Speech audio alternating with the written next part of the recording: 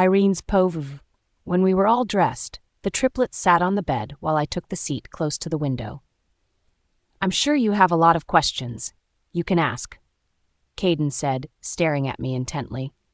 I did have many questions, but I was going to reduce them and ask the most important ones. "How did you find me?"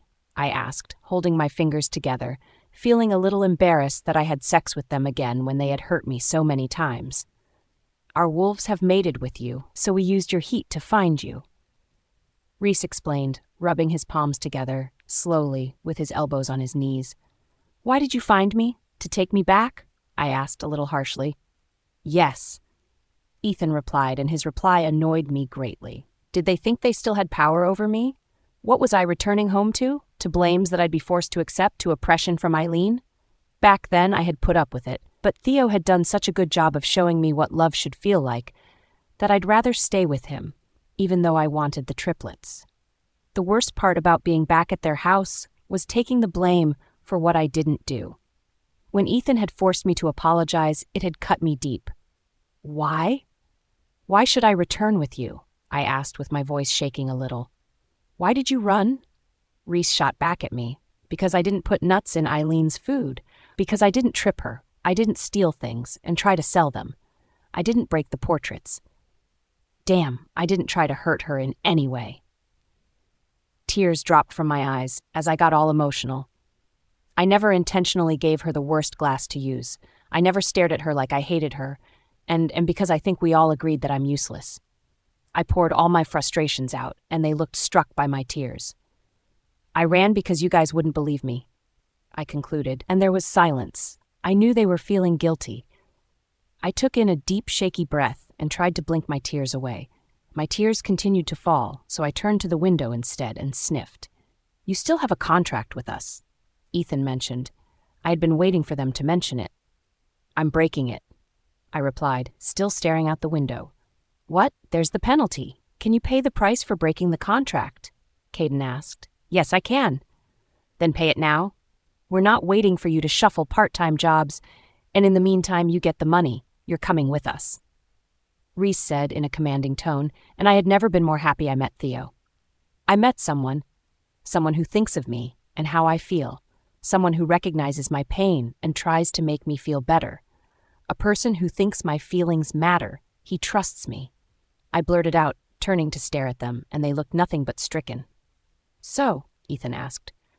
"He is willing to break the contract and pay the price," I answered, and loved the looks on their faces. Their pride crumbled, and they finally began to feel like they had really lost me. They could no longer claim me as theirs. "Today might as well be the last time we'll meet," I added, tucking my hair behind my ear. "Don't say that," Caden snapped, but I could see behind his frustration. Behind his frustration was fear. Fear of losing me. If they didn't want to lose me that much, why had they not been better towards me? "Then what do we do? How can we get you back?" Ethan asked with his elbows on his knees and hands clasped together as he stared at the floor in frustration. "Choose," I replied immediately. "You have a choice to make. Is it me or Eileen?" "Of course, it's you," Reese blurted out and looked away immediately in embarrassment. I wanted to smile, but Ethan and Caden hadn't answered yet. "He has spoken for us all," Ethan replied, and I bit my lip, trying to hide my smile. "Does your answer remain the same, even though I tell you I am pregnant?" I asked, and all three of them had huge, wide eyes fixed on me. "You're what?" Ethan asked. "I said I'm pregnant." "You didn't have sex with the man who took you in?" Caden asked, getting up from the bed. "That's what I'm talking about, no trust. That's how you made me run away. Do you really think I would sleep with him?" I asked, and Reese took a deep breath. "Urine, please come with us," he said solemnly, and I was taken aback by the softness in his voice. "Please," Ethan added, and my heart melted. The four of us went to meet with Theo, and he was in the dining room when he saw us walking in. He seemed to recognize them as the triplets from my story and got up. "These are Reese, Ethan, and Caden." I introduced them, moving towards Theo. "This is Theo," I said to the triplets, and their eyes widened. "Alpha Theo," Ethan called, and Theo smiled. They shook hands and began to converse. "He's well known," Caden explained when he noticed I was a little dumbfounded. They continued to dialogue, and I was glad that there wasn't any ice between them. And at last, Theo turned to me. "Irene, you can go with them," he said, and my mouth fell open. Just like that, he didn't mind me going with them. "As long as you're happy, I'm fine with it," he continued, and I was taken aback. You're letting me go?" I asked, and he nodded. "You're just being with them makes you happy, and I want you to be happy. We can continue being friends, right?" He asked, and I nodded. "We can be friends," I said, and he hugged me. A friendly hug, and I was grateful to him. I would be forever grateful to him. Irene's Pavie. I gazed lovingly at Theo and gave him a hug. "Let's talk before I leave. I want to make sure you're happy," I told him, and he chuckled. "All right, if you say so," he replied. The triplets also looked happy, and I couldn't believe how well things had turned out for me. The triplets were given food to eat and rooms too, although we snuck into each other's rooms countless times throughout the night to make love to each other. And each time, it was bliss. Early in the morning, I had packed my things, since Theo said he wanted me to remember him whenever I looked at them, and I had agreed. Before I left, I knocked on the door of his room, and he opened it. "Oh, you're leaving already? I'm sorry, I wasn't keeping track of time. Have you had breakfast?" he asked, and I nodded. "We had breakfast not too long ago. I would rather not wake you. Your maid said you were sound asleep," I replied with a smile. "You should have woken me, though." "Theo, I became a fortune teller," I suddenly said, rocking back and forth on my feet. "Wait, you became a what?" he asked, chuckling. "I became a fortune teller, and I'm going to read your palm. Hand out," I said, stretching out my palm, and he laughed before placing his large hand on my small one. "What do you see?" he asked, looking at me with an amused smile. I see," I began as I traced the lines on his palm. "A mate? The mate you've been wishing and searching for," I told him dramatically, and he burst into laughter.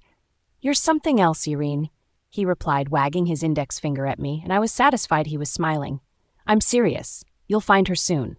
Mark my words," I replied, squeezing his extended palm tight. Then I left it and held my hands behind my back.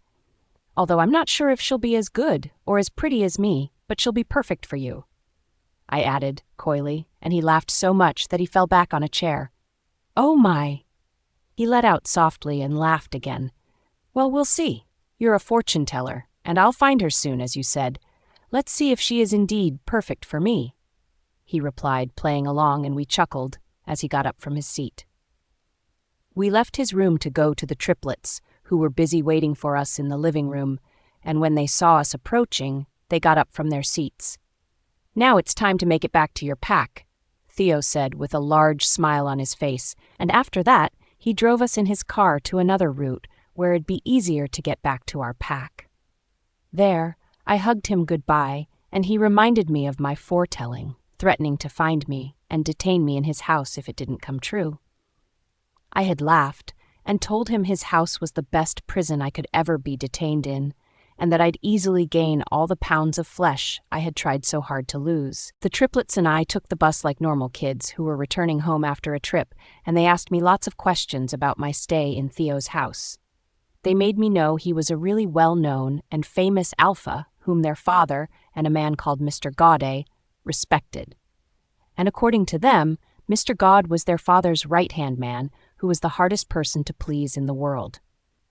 He reported every single thing going on to their father and chastised them in place of their father when they were younger. Although they also informed me he was leaving because after long years of his life, he finally found his mate, and their father wanted him to be happy with her. After the bus, we took a cab, and I was surprised when I heard we were going to the pack house. "Why?" I asked, looking at them, and Caden tucked my hair behind my ear, neatly. "We want to present to him the lady we wish to mate with," he replied, and I blushed. "The lady we chose," he added. Truly, absence made the heart grow fonder. Who could have thought Caden could be that gentle and romantic? Probably it was simply that he didn't know what he had until it was gone. When I was gone, they most likely realized countless things. We got to the pack house and went to the Alpha's study. He was going over some important papers when the maid who had gone in to announce our arrival returned. "You can come in." She informed us gracefully, and we walked in. The Alpha looked up, and stared at me intently. It felt like he was already disapproving of me, without the triplets saying a word. We sat on white sofas in his study that looked more like an office in a big company and were served tea. Minutes later, he approached us and sat opposite us. "So you finally found the maid who gave you so much trouble," he began, as he leaned back on the sofa, crossing his legs. "She's no longer a maid. She paid to terminate the contract," Ethan replied, dropping the contract papers in front of him. "Oh, so she's leaving?" he asked, raising his brows.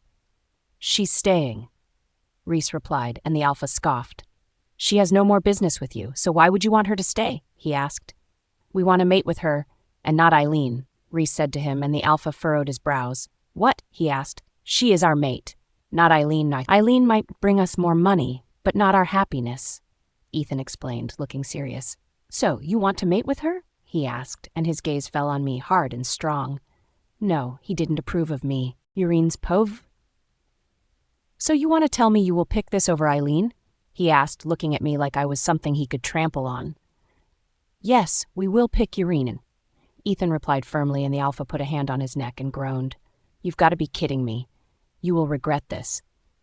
"I don't think we would, Father," Caden replied. "Eileen will be so sad. She's dreamed of this her whole life. All she's ever cared for is to get married to you guys, and you want to ruin her happiness?" he asked, looking from one to another. "Since when did Eileen's happiness matter instead of ours?" Caden asked, and the Alpha let out a grunt of dissatisfaction. "Is this what you really want? Mating with her?" he asked, throwing a glance in my direction, and they all nodded without hesitation. "So you weren't going crazy looking for her, for no reason," he muttered and sighed, looking like he was fighting within himself to agree with what they wanted. "Fine," he replied, and Reese immediately flew from his seat, leaving me shocked. He went around the table and hugged his father, falling into his lap. "This is honestly the best thing you've ever said," he yelled, and his father tried to push Reese off himself, but Reese was adamant. "That was the same thing you said when I got you all a house, and when I got you a personal car," the Alpha grunted, and Reese laughed. "Those were the best things you could say at that moment, but this one surpasses them all. You're fond of saying the best things ever," Reese added, and the Alpha smiled, feeling satisfied with himself. "We're taking you out today. Everything's on us," Caden said as Reese got up from his father's lap. "I wonder who gives you the money you spend. I guess you'll be taking me out with my money," he remarked, and they laughed. "Once you give it to us, it's no longer yours," Ethan replied, and Caden clapped him on the back in approval. "He's very right," Reese remarked, pointing at Ethan. "I guess you know how to handle them. They're quite a handful," their father said to me, and my smile grew wider. "Yes, I know that," I replied, and he managed to give me a tiny smile. "So, I'll take care of Eileen's parents. You can go home," he declared, getting up from his seat, and the boys looked at me with bright smiles on their faces. Things were getting better. I only hoped nothing worse happened later on because I wasn't used to everything in my life going smoothly. I was going to mate with the triplets. The triplets? The triplets everyone wished for themselves. I was taking them all, without leaving any one of them out for anyone. We left the pack house and began to talk of how drastically our lives would change. Honestly, I couldn't wait for it. We got home, and Eileen came running down the stairs in a white nightgown. "Where were you all? You had me so worried. You weren't taking my calls, and you didn't even tell me anything about where you were going. You can't just act this way to the lady you're mating. Things are not done that way," she was saying heatedly. "Actually, about that," Reese began, but she raised her index finger harshly. "Don't interrupt me, Reese," she shot hotly. "All right, you can just get the heartbreak later," he muttered, dipping his hands into his pockets. "And you, Urine? That was so mannerless of you. It was weak and uncultured. How could you have the audacity to run from your employees, What about the contract, idiot?" "Eileen," Ethan suddenly called, shocking even me. "What? The person you all were so crazy to find looks like she's been living in luxury. She doesn't look sick or like she's been starving. I bet she even stole the clothes she's wearing right now. Don't you guys have eyes? She's wearing limited edition clothes." Before the police comes and starts asking useless questions, you had better make her turn herself in before she makes it hard for all of us." "Eileen!" Caden shouted, breathing hard. He had been holding his frustration ever since Eileen began to ramble on and on. "We're mating with Urine." Aileen's povee. It felt like the world had stopped at that moment. What were they saying? Mate with Urine? That bumbling fat boo? Did they have any idea as to what they were saying? "I didn't think so." "What do you mean? You just kept on rambling and rambling like an idiot. Pay a listening ear for once, will you?" Reese asked, walking to the dining table and picking up an apple. "Which one of you is mating with her?" I asked, looking from one to the other in shock. "Who wants out of our mating ceremony?" I questioned, walking down the stairs slowly. "All of us," Ethan replied, staring at me like he felt sorry for me. Why would he stare at me that way? "What? All of you? What? So who's mating with me?" I asked, and Reese smiled. "We're better off as friends, Eileen," he answered, biting into his apple. "No, I don't understand," I mumbled as I walked past them to the door in my nightwear. I raced out of the house and into my car. "No, I don't understand," I repeated to myself, beginning to drive. The large gates swung open and I drove through them hastily. They couldn't just decide to pick that idiot over me. They only needed to wait. When I reported it to my father, their father would snap them back to their senses. However, when I got home, he was with the triplets' father in the living room. "Oh, Eileen, you're home," he said with a terrible sigh. "What happened?" I asked cautiously, walking towards them slowly as I looked from the triplets' father to mine. "You must have heard the news, for you to leave the house in your nighties," he replied, looking at me the same way Ethan had looked at me, like he pitied me. I asked what happened, Daddy. "The triplets are calling off the ceremony. They want someone else," he replied, and for the very first time in years, my heart broke. Eileen's pove, my heart broke into pieces, shattering into drops of tears that were quickly on their way to my eyes. But surely you can change their minds," I said, walking to the triplets' father, but he shook his head. "They have made a choice," he replied, staring at me gravely, and I shuddered, announcing the arrival of my tears. "Well, if there's nothing that can be done, well then, I'm still their friend, so I guess I can be happy for them since they're happy," I replied, and the both of them were shocked.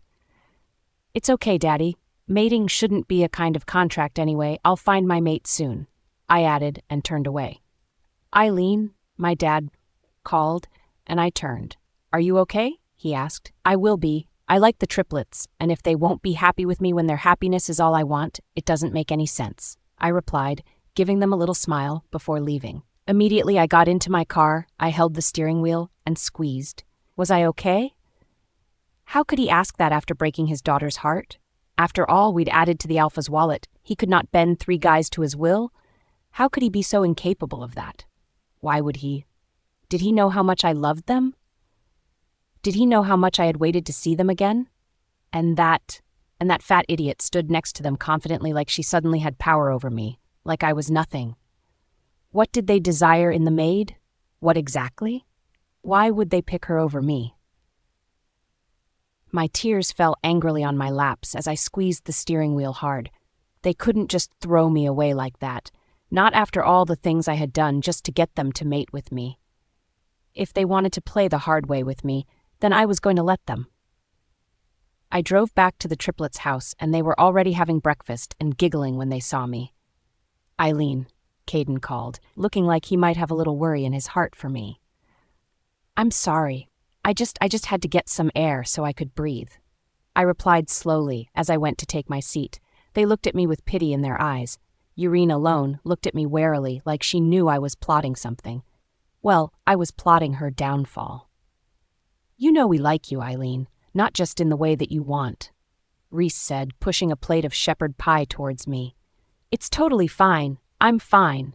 I understand you guys want to be happy, and if Urine can make you happy in ways that I can't, it will be senseless of me to keep on holding you back when I'm not what you need," I replied, digging a spoon into my shepherd pie, and I could see a newfound respect for me in their eyes. They was exactly what I needed. Then I turned to Urine, who still looked uncomfortable. "I'm sorry, Urine. I may have acted a little out of line.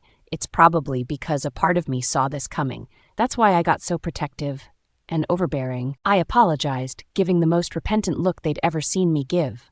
Oh, it's fine, she replied, focusing on her plate, and I could see she wasn't convinced yet. Well, I didn't mind. She was just a mere wolf, and there was nothing she could do to stop my plans from hatching. So, I'll take my things very soon.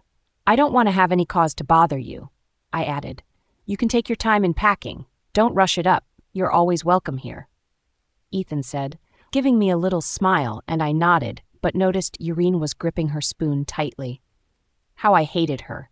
She had just stepped out of nowhere and decided to make life unbearable for me.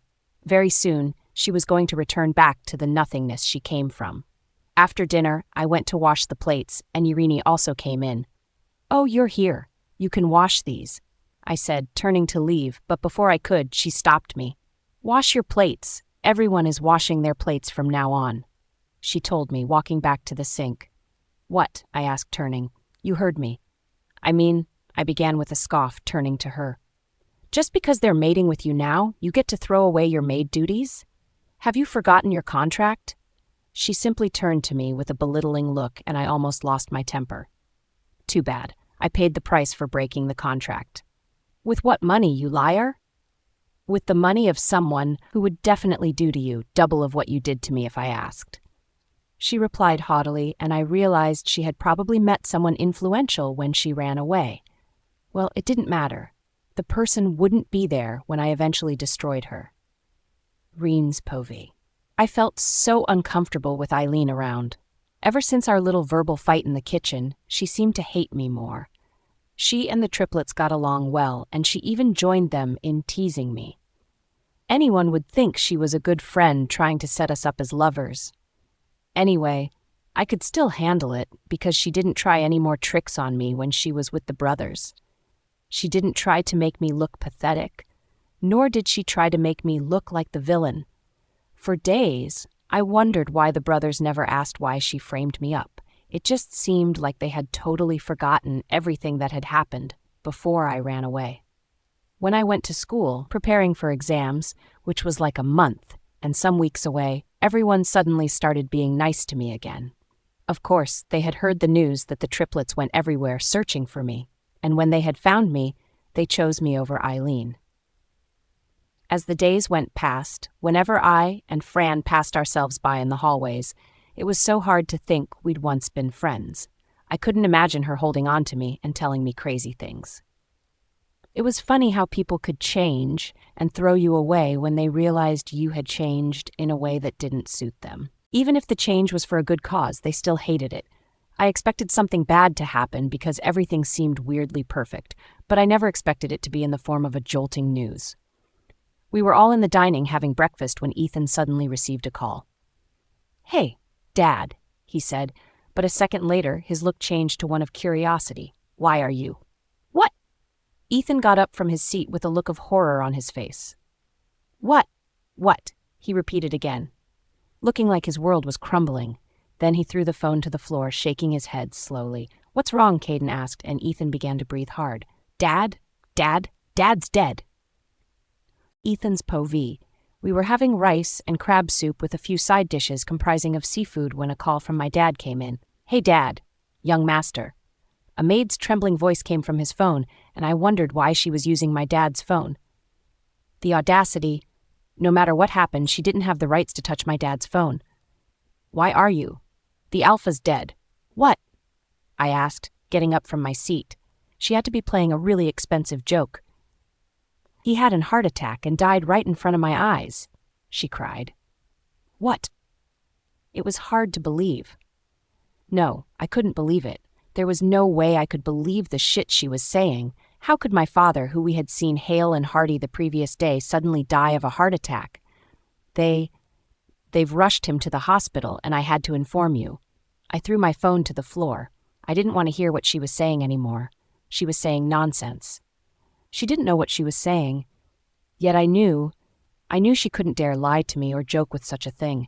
It would cost her life. But I didn't want to believe it either. What's wrong? Caden asked in alarm, and I suddenly found it hard to breathe. Dad, Even saying it was hard. Dad's dead. Everyone stopped, and I knew they were all looking at me, but I didn't even see them. I was staring into space. Dad's dead, I said again, testing the words in my mouth. Dad's dead. I continued as my eyes filled up with tears. Would I ever be able to bring myself to believe it? I was supposed to dash out of the house, but I was scared. I was scared to confirm what I already knew. Reese, who was impatient, got up from his seat and picked my phone up from the floor while my tears fell down my eyes. I didn't want to believe it. I hadn't believed it yet, so why were my tears rushing down? Why was my chest clenching and unclenching? Why was it becoming harder to breathe with each second? Damn you, I heard Reese mutter. He threw my phone and dashed out of the house, followed by Caden. Ethan, wait. It might not be true. It might be a prank. We don't know yet, so... Eileen's words faded into echoes, and I began to feel scared and alone. My father gone? What was wrong with me? Why couldn't I just dash out the door like Reese and Caden had done? Why was I stuck in one place crying like a child? Why was it so hard to move? What if it turned out to be a prank? That would be embarrassing. Hey, calm down. Calm down. You're going to have a panic attack, Eileen said in alarm, and Urini jumped up from her seat and came to me, holding my arm. Ethan, breathe. They kept on saying, but I didn't know what they were talking about. I didn't know if I was breathing or not. Ethan, breathe, Eileen shouted, but their words were lost in faraway echoes. Before I knew it, I blanked out, and the ground came up to meet me. When I awoke, I was in the hospital, and my head was aching. I sat up and saw Caden sitting in front of me, suddenly looking like he hadn't eaten in months. Where's Reese? He's with Father, Caden replied slowly. With a jolt, I recalled how I had passed out and the news I had gotten and blinked hard. What are they doing? I asked, still trying to deny facts. Father's resting, and Reese is sitting there. Oh, he's resting. Tell Reese to stop being a baby and stop bothering him. He needs his rest. I think he's not the only one being a baby. You're being one too, and you keep pushing a spear into my heart. Just stop acting like it's fine. Stop making me wish I could deny it too. Reese has bitten everyone who tried to take him away from Father, and why am I the only one who can't stay in denial? I'm not even the oldest. Damn you, Ethan. Caden blurted out, blinking back his tears, but they fell nevertheless. Where's Father? I asked with a raised voice. Take me to him. Don't yell at me. Damn you, Caden. Take me to him. I yelled, and Caden got up from his seat with tears streaming down his face. He led the way, and I wished I would suddenly wake up. If I did, I would run to the pack house and act like the kid he had always wanted me to act like. I would sleep in his arms and tell him things about me. Every time he had always pestered me, telling me to act my age, to act more like Caden and Reese. He had told me to pester him with my troubles and to be more open to him. If I woke up, I would do that. I would act like I was young again. Walk faster, I yelled at Caden, and the hospital staff stared at us with sorrow in their eyes.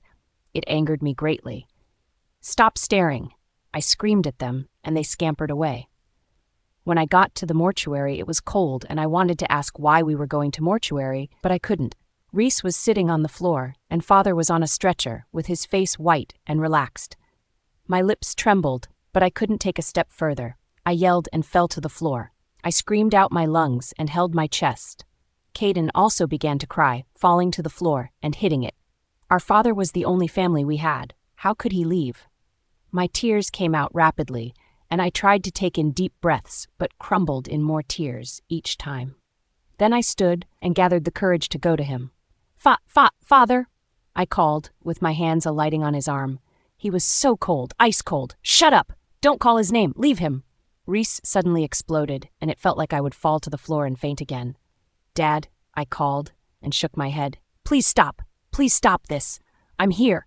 I want to tell you a lot. I'm sorry, Dad, I yelled. Damn you, Ethan. Damn you. I said to shut your mouth, Reese shouted in tears. Can the both of you stop? Stop it! Stop it!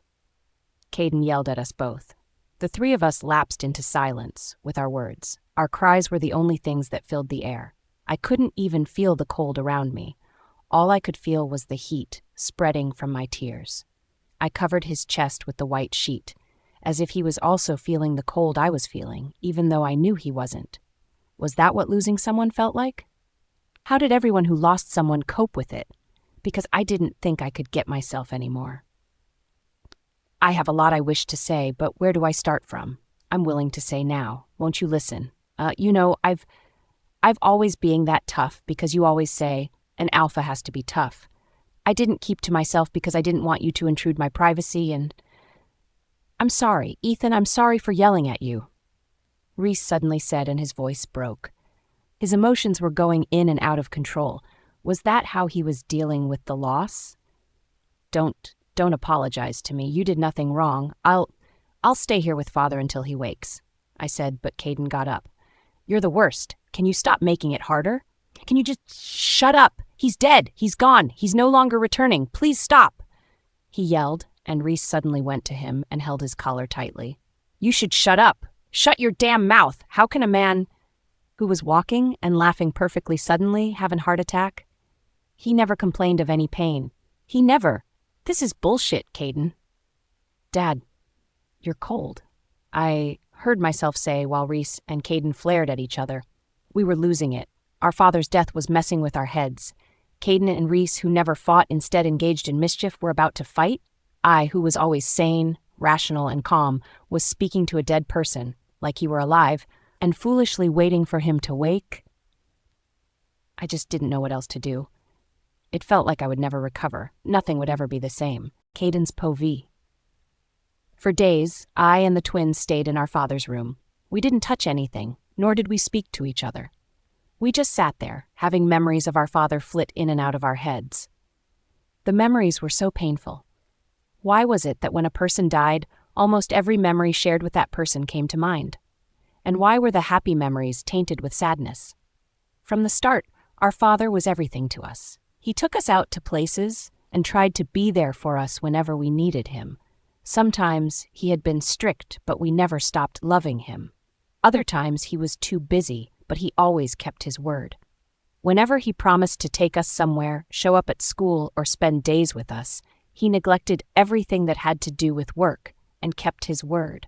We all knew how much it had cost him to put a stop to our mating ceremony with Eileen, yet he didn't resent us or get angry. He had thrown it all away for our sakes and had been happy to see us happy.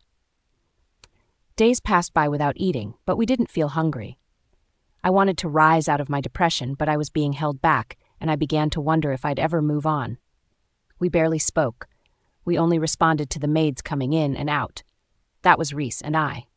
But Ethan didn't say a single word and had been stuck in the same position for days, staring at the picture on a frame. Let's go home. I finally said, after a week and some days, I want to go home too. Reese said, sadly, but Ethan didn't respond. It almost felt like he had forgotten how to speak. Ethan, I called, going to him, but he didn't budge. I had never seen Ethan shaken that bad in all my life, and it saddened me. He was always the strong one, the one who carried all the responsibility, so him being so weak struck a chord in me.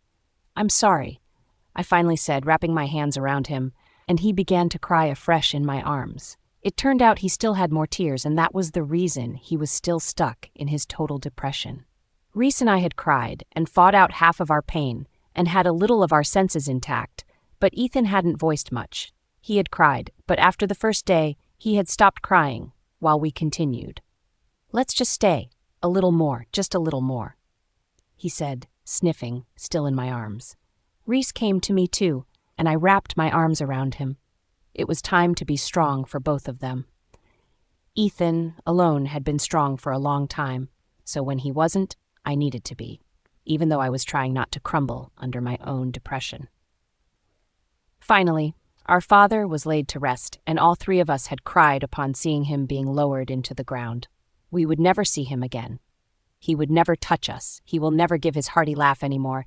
He would never hug us and tell us we did well. We will never hear his voice anymore. Never again would we feel we had someone backing us. We had only ourselves and had to be strong. We had to be fierce. We were the ones in charge already. In short, we had to grow up and stop being boys. Mr. Gaudet came to pay his last respects, and his eyes were red. It was funny how Mr. Gaudet, a man with a heart of stone, could actually cry. Well, we could understand. He had spent longer years with our father before we came into the picture. He and my father were always together. Theo also graced the occasion and gave his condolences, wishing our emotional wounds would heal as fast as our physical wounds did. Irene was silent, and it was understandable that she was speechless. But I was never more grateful to Eileen, who held our hands at every opportunity she had. "You're not alone. You have me. You have my dad," she had said, and that had moved me to tears. She had hugged me, and I had cried in her arms. When a lot of important people had gathered and we were meant to make a speech, I had a panic attack and couldn't join the Reese and Ethan. Eileen had stayed with me, telling me to breathe, and had helped me calm down. She told me father was doing well and that he had started his next journey. A journey most people weren't privileged to start at his age. Rather, they started earlier. She also reminded me that my father had a calm expression, as the last expression on his face, and not a pained one.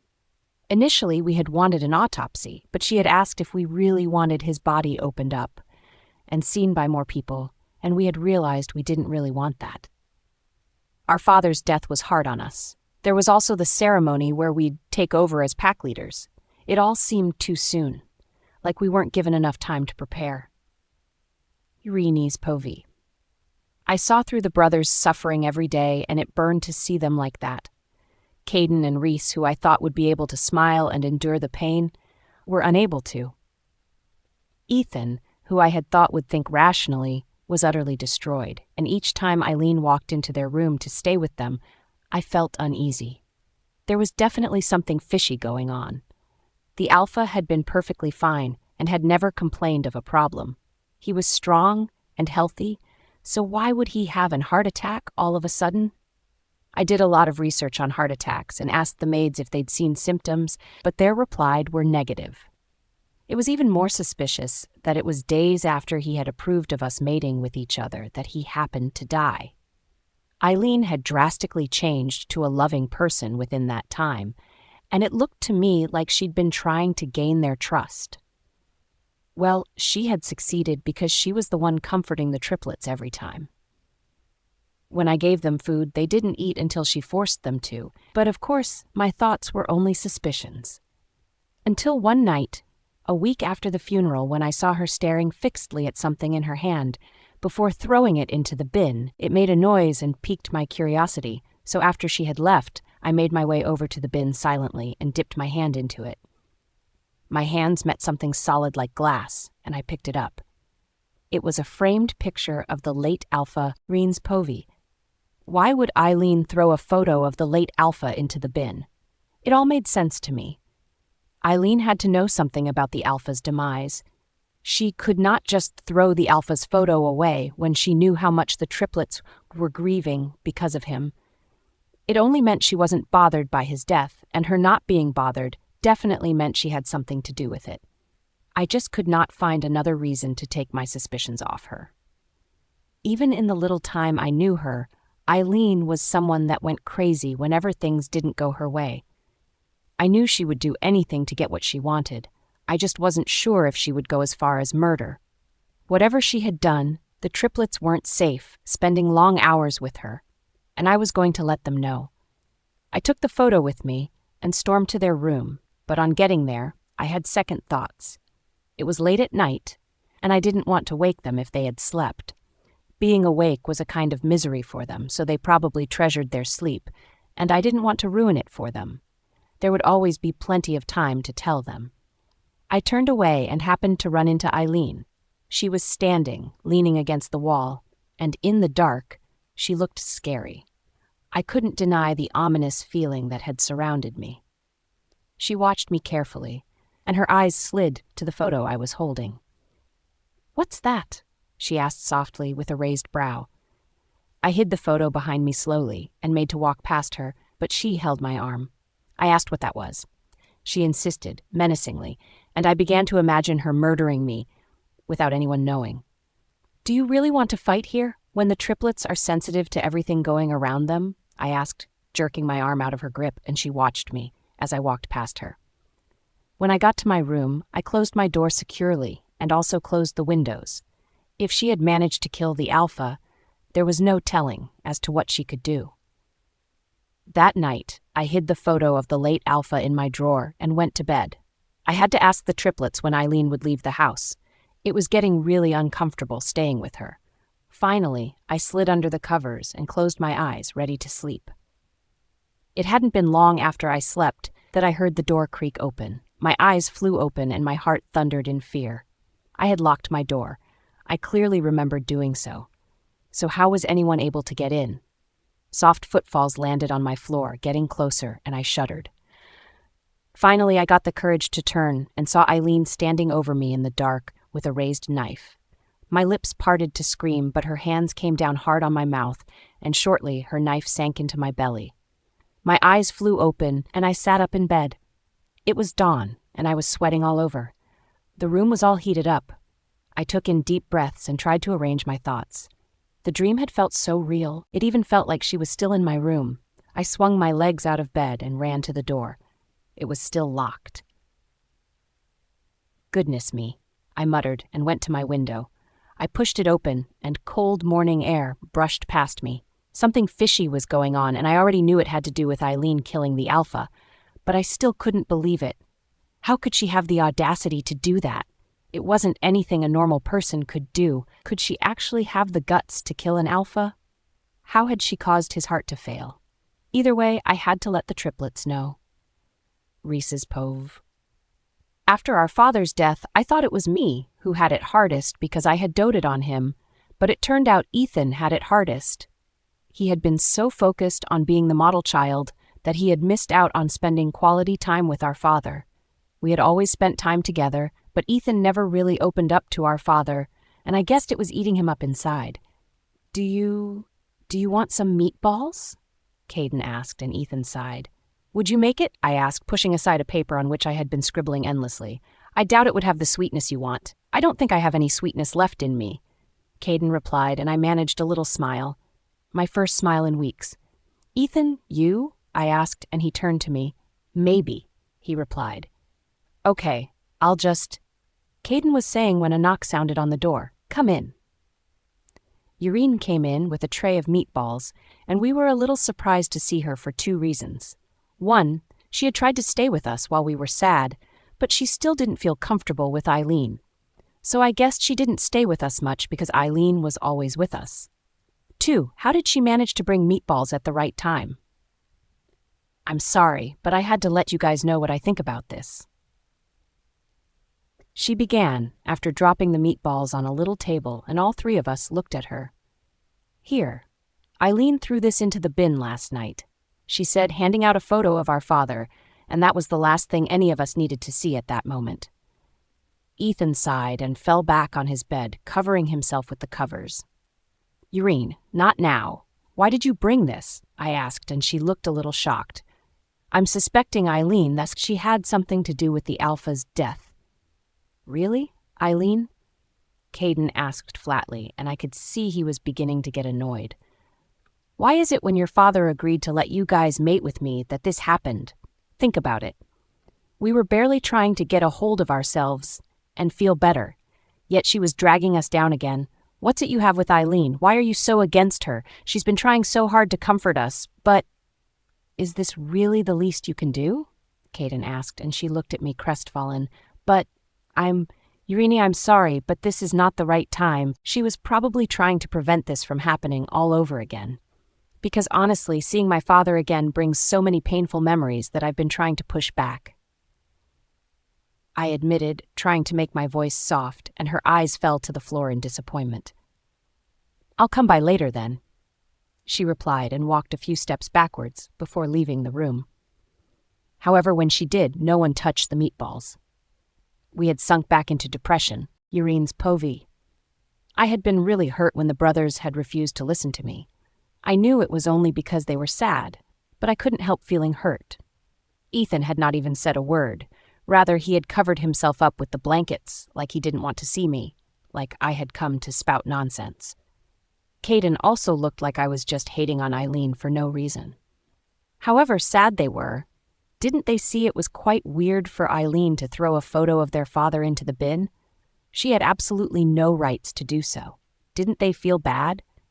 If their father had been alive, would they have liked to see Eileen dump his photo just like that? Like it was trash? No matter how I tried, I couldn't understand the decision of the triplets to simply overlook Eileen throwing their father's photo into the bin. When the sky got lighter, I went down the stairs to prepare something for the triplets to eat, but they were already down in the dining room, eating cheese and bacon, which Eileen had prepared for them. "You're coming at the right time, Irene. Breakfast is ready," Eileen said to me cheerfully, coming to stand behind me and push me towards the dining table. I made bacon and threw in some cheese. "It's nothing eloquent like what you prepare, but I just thought, since everyone is going through a hard time, I should do what I can to help everyone," she added, pushing plates towards I and the triplets. There she was again, acting like the perfect and flawless one who would always stand by the triplets' side. Looking at her food, I didn't think I could eat. What if she added something to mine alone? "We're going to be given the position of alphas soon," Ethan announced, dully. "Wow, it's such a happy news, but why does it carry a tinge of sadness with it?" Eileen commented, dropping her fork. "Maybe it's because we don't want the position. We can never be as good as our father was. We simply want him back," Reese added, taking a piece of bacon into his mouth slowly. "It'll be fine very soon. With time, you'll heal," I said earnestly. "Thanks, Irene," Caden and Reese replied, but Ethan was lost in another world. As we ate, I carefully hid my plate with the jug of water and spooned Eileen's bacon into a napkin. It didn't matter how I tried to think better of it, I just couldn't eat what she prepared. As days to the triplets becoming ruling alphas drew closer, the triplets got even more busier and had no time for me.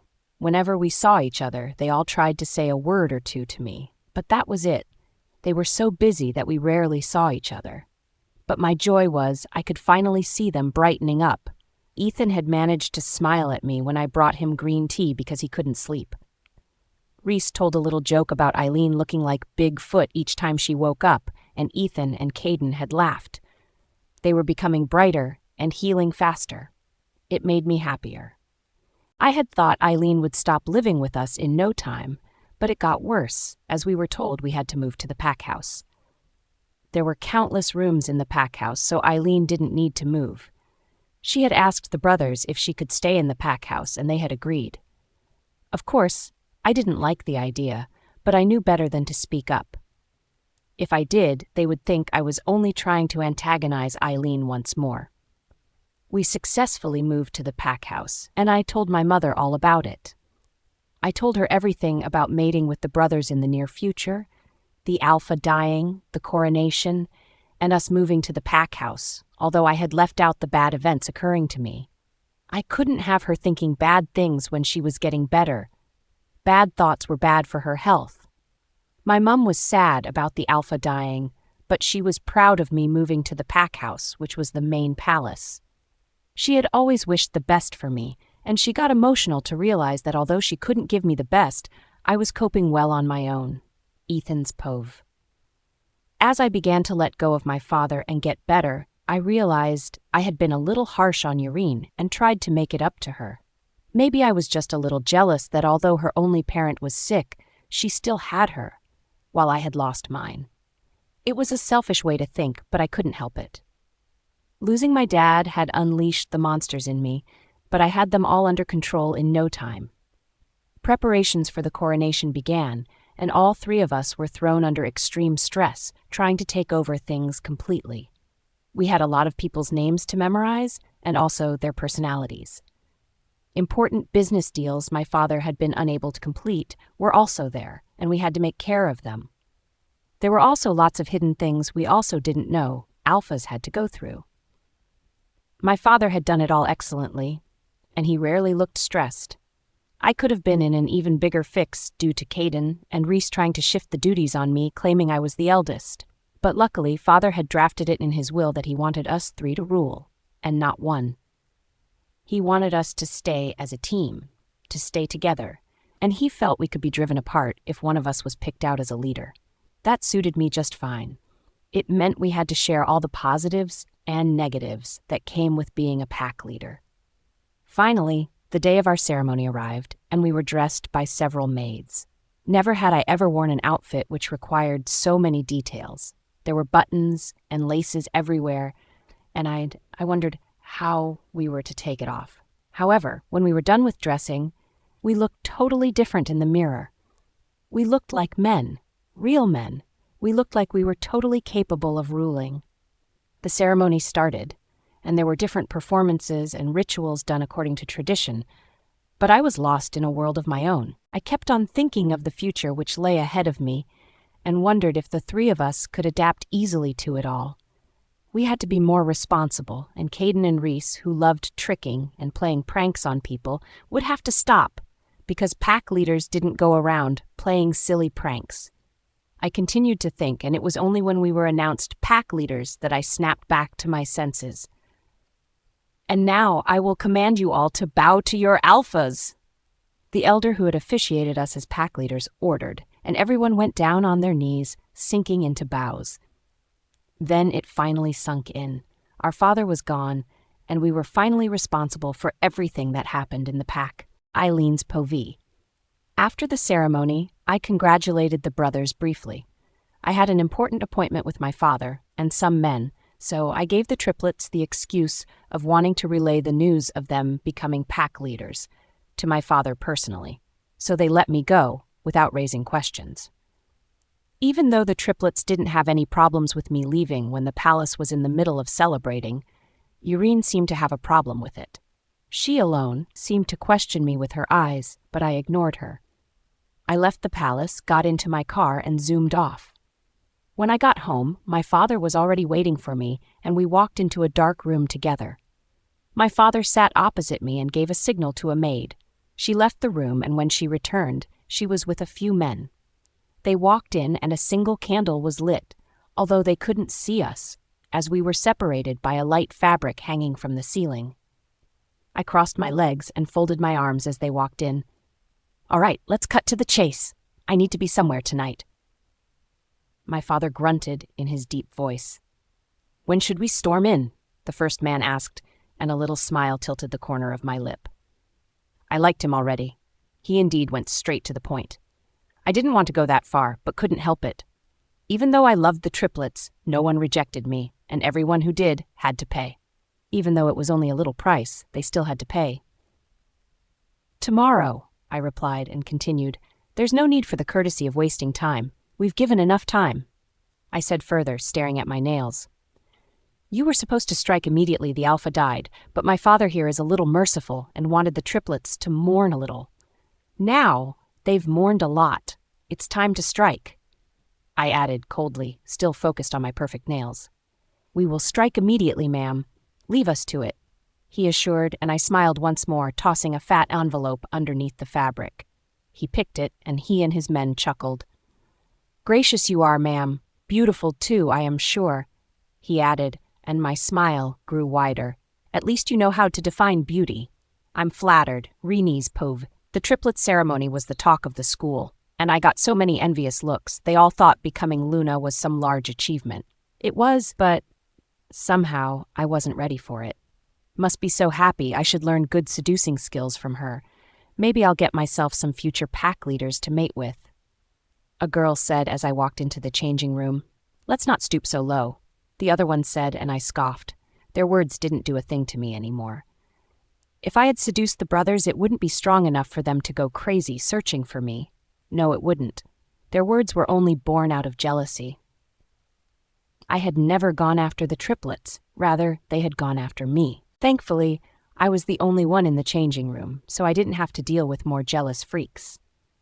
I began to change into my PE wear, and I had barely pulled on my shorts when I heard screams.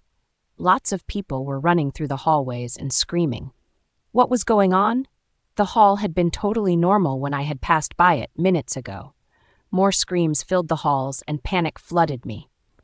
I scrambled to put on my shorts and almost fell, after putting my right leg in the same place with my left. "Damn it," I muttered, and struggled to put on my shorts properly. After putting them on, I peeked out the door and was shocked to see men chasing people. From their looks, I could already tell they were rogues. What were rogues doing attacking students in the school? What was I supposed to do? Phone the triplets? I tried to run back into changing room, but as I turned, my hair was dragged roughly, and my phone fell from my hands. I screamed and was dragged to the floor. "Get up!" The man screamed, and I tried to, but kept on falling. Then, after giving my hair a sharp yank, he bent to pull me to my feet. I didn't even waste a moment. I knocked his head hard with mine and scrambled to my feet. "Get that bitch!" The man screamed, and they began to make a beeline for me. They stepped on the already injured ones, who couldn't rise, and painful screams rose in the hallway. I climbed up the stairs quickly, and they followed. Why wouldn't they leave me? It was just a single headbutt. Why were they so mad about it? "Someone call the triplets!" I screamed, racing past people on the next corridor who were yet to be aware of the danger approaching. "Run and call the triplets!" I screamed at them. Just then, the rogues showed up behind me, and everyone screamed as they began to run. I continued running, but something hit my head hard, and I tripped over a bag which had been neglected on the floor. I fell hard with a large thud and hurt my knee. A large shoe had been flung at my head. My cry rang out, but everyone was too busy running for their lives. The rogues caught me, and one yanked back my hair while the other slapped my face hard. My teeth cut into my cheeks, and I tasted blood on my tongue. "You bitch!" The man spat, continued to hit me hard until my screams threatened to shake the school. "Shut it!" another said, throwing me to the floor, and they began to kick me. I was kicked from every direction, and the only thing I could do was curl into myself to protect my baby. Nothing must happen to it. Even if I got bruised or had broken bones, my baby had to be protected. They didn't stop with the kicks. They went on to squeeze my arms with their claws till it was covered in blood. The rogues seemed to delight in my screams and continued to give me marks everywhere they could find. The pain was miserable. I couldn't even begin to liken it to anything. The worst thing about it was there was nothing I could do. I had to take the pain without objections. Then finally, the darkness came to steal me away, and I was overly grateful. When I awoke, I could tell I was in the hospital by the white ceiling above. The triplets were by my side, and they looked worried to death. "Irene, are you okay?" Ethan asked, leaning in. "I'll catch those scoundrels. They'll pay," Reese promised, with a dangerous look in his eye. "Why were you the only one who was hurt as much this? There is someone behind this." Caden spat, and Eileen flashed in my mind, but I couldn't bring her up. She had done her job of making them trust her well. "This won't repeat itself, so don't you worry. I've hired bodyguards who will be with you at all times. You were lucky to survive with the baby this time, but we're not so sure what would happen if this gets repeated," Ethan said, and my hands found my belly. I was glad my baby was safe. I could forget about the pain and wounds as long as nothing was wrong with the little one in me. Immediately, the triplets left to deal with urgent matters. A man and a woman in suits came in looking like robots. They bowed to me briefly and took different positions at the window and at the door. They looked capable. The woman even had muscles. I took in a deep breath and happened to see my phone on the desk.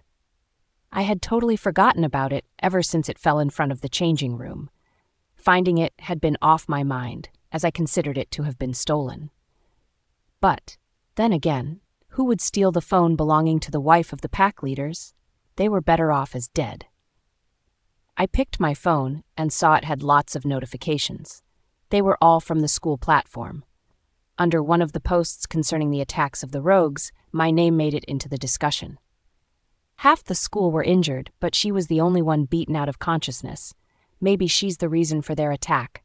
She's gotten so much confidence after she managed to burn all her layers of fat. She must have pissed those men off big time. I'm blaming Irene for this. They came to the school because of her. It's her fault. Can't she just drop out? She shouldn't drop out of the school alone. She should drop out of our pack. I'm very sure there's a pack that'll gladly take her. Many more accusatory comments uploaded by anonymous people filled the platform. No one ever cared that I had been injured. They all joined hands to pin the blame on me. It was unfair.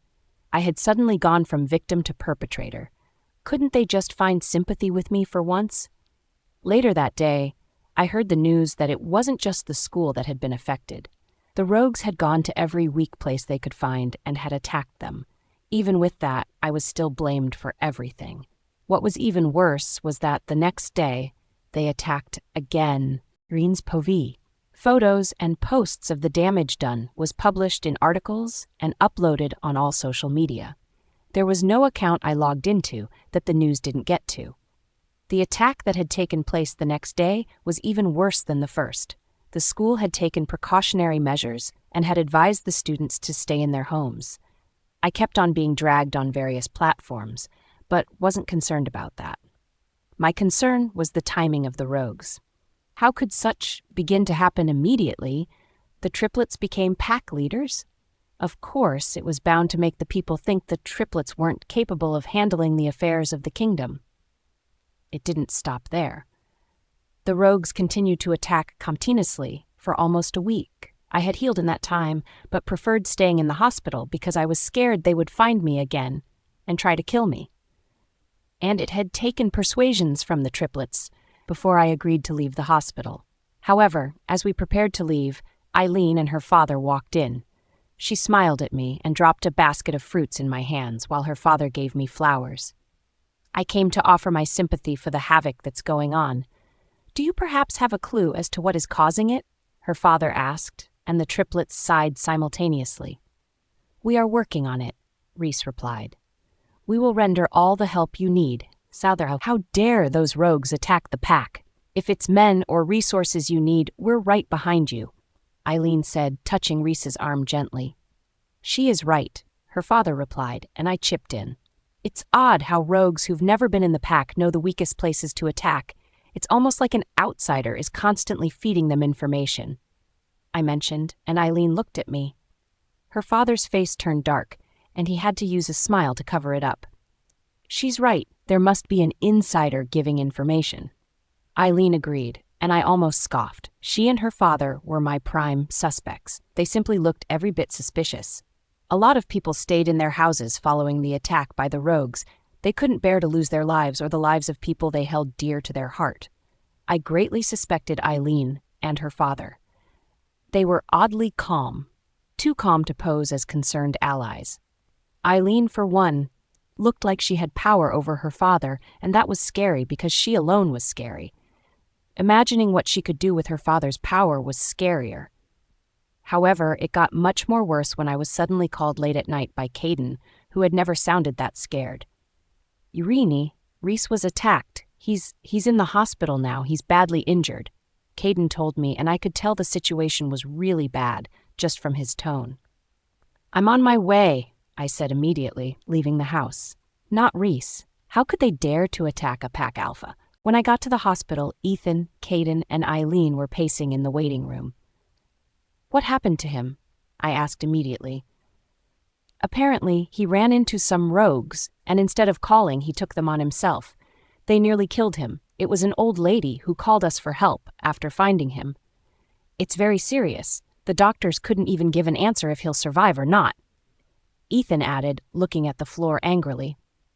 Eileen actually looked so worried that I wondered if she could actually be a suspect.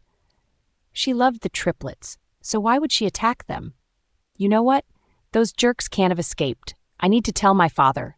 We'll find them tonight, she suddenly said, out of the blue, looking angry, and stormed away.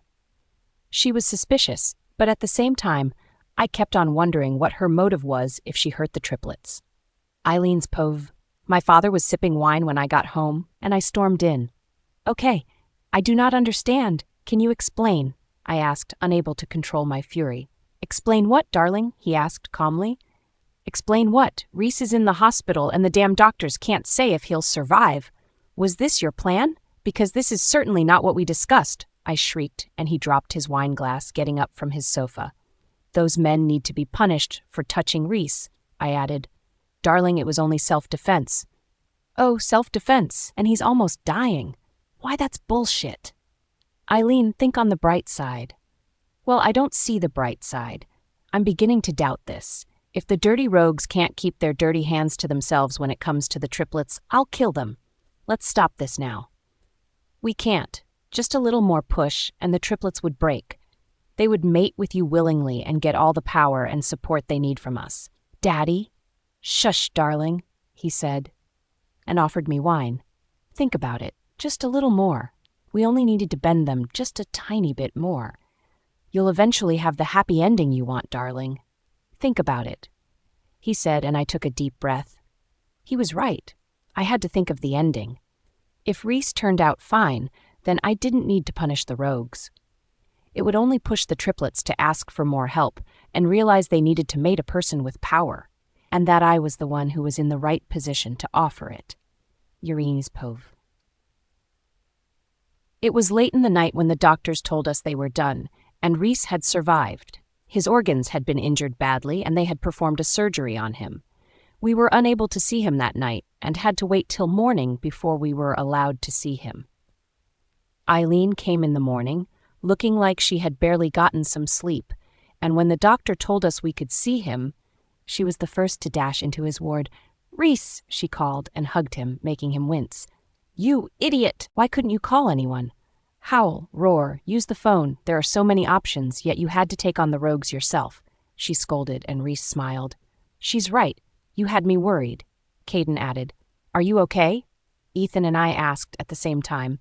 "Here's the question you all should be asking." "Yes, I'm fine," he replied, and Caden hit his arm. "Hey," Reese snapped.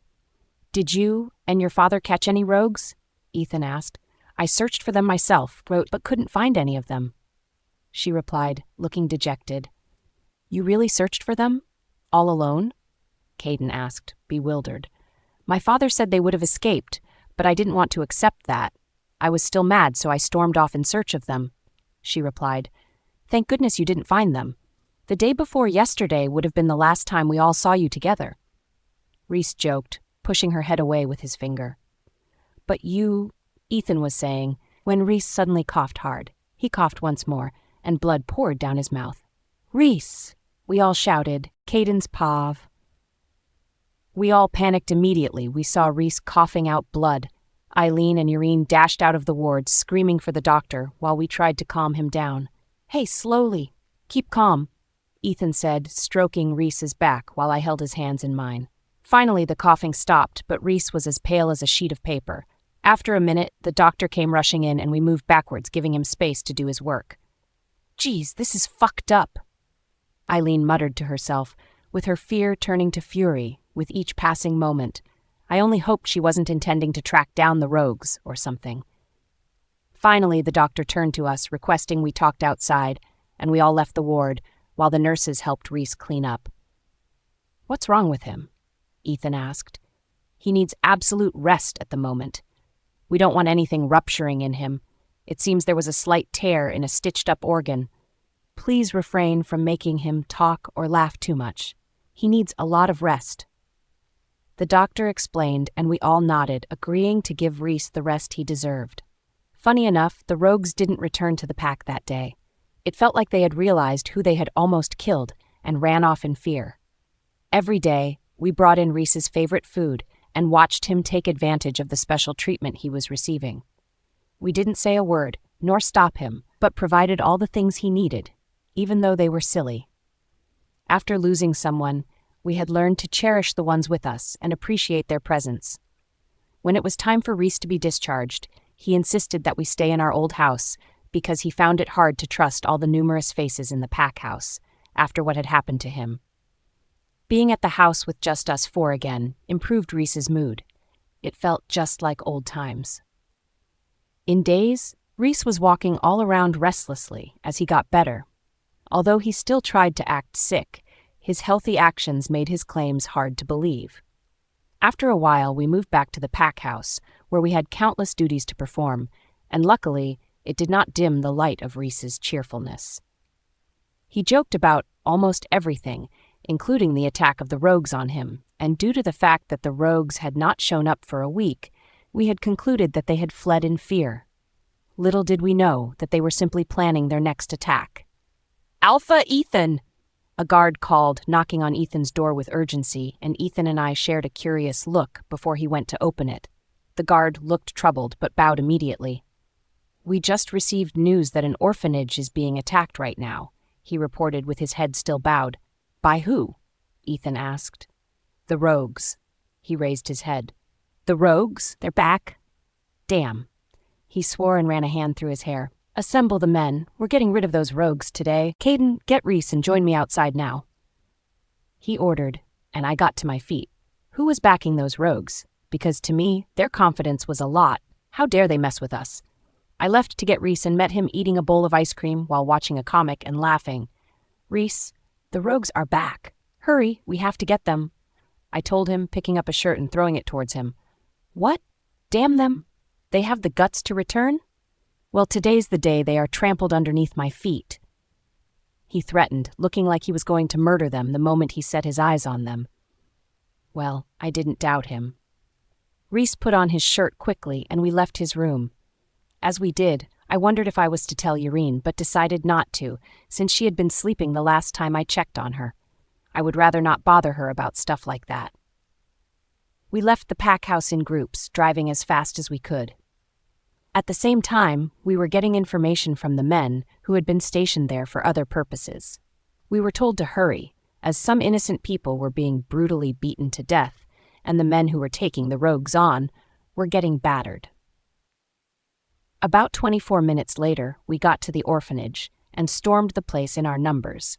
The injured people all laid on the floor, and I deployed men separately to ensure they were taken to the hospital. Finally, we found the rogues in the breakfast hall, and they turned to us. Fear crossed their faces at first, but being rogues who were used to fear, they hid it quickly. I, for one, was determined to bring the fear back to the surface. I wasn't scared to start a little trouble or see a little blood. Irene's povy.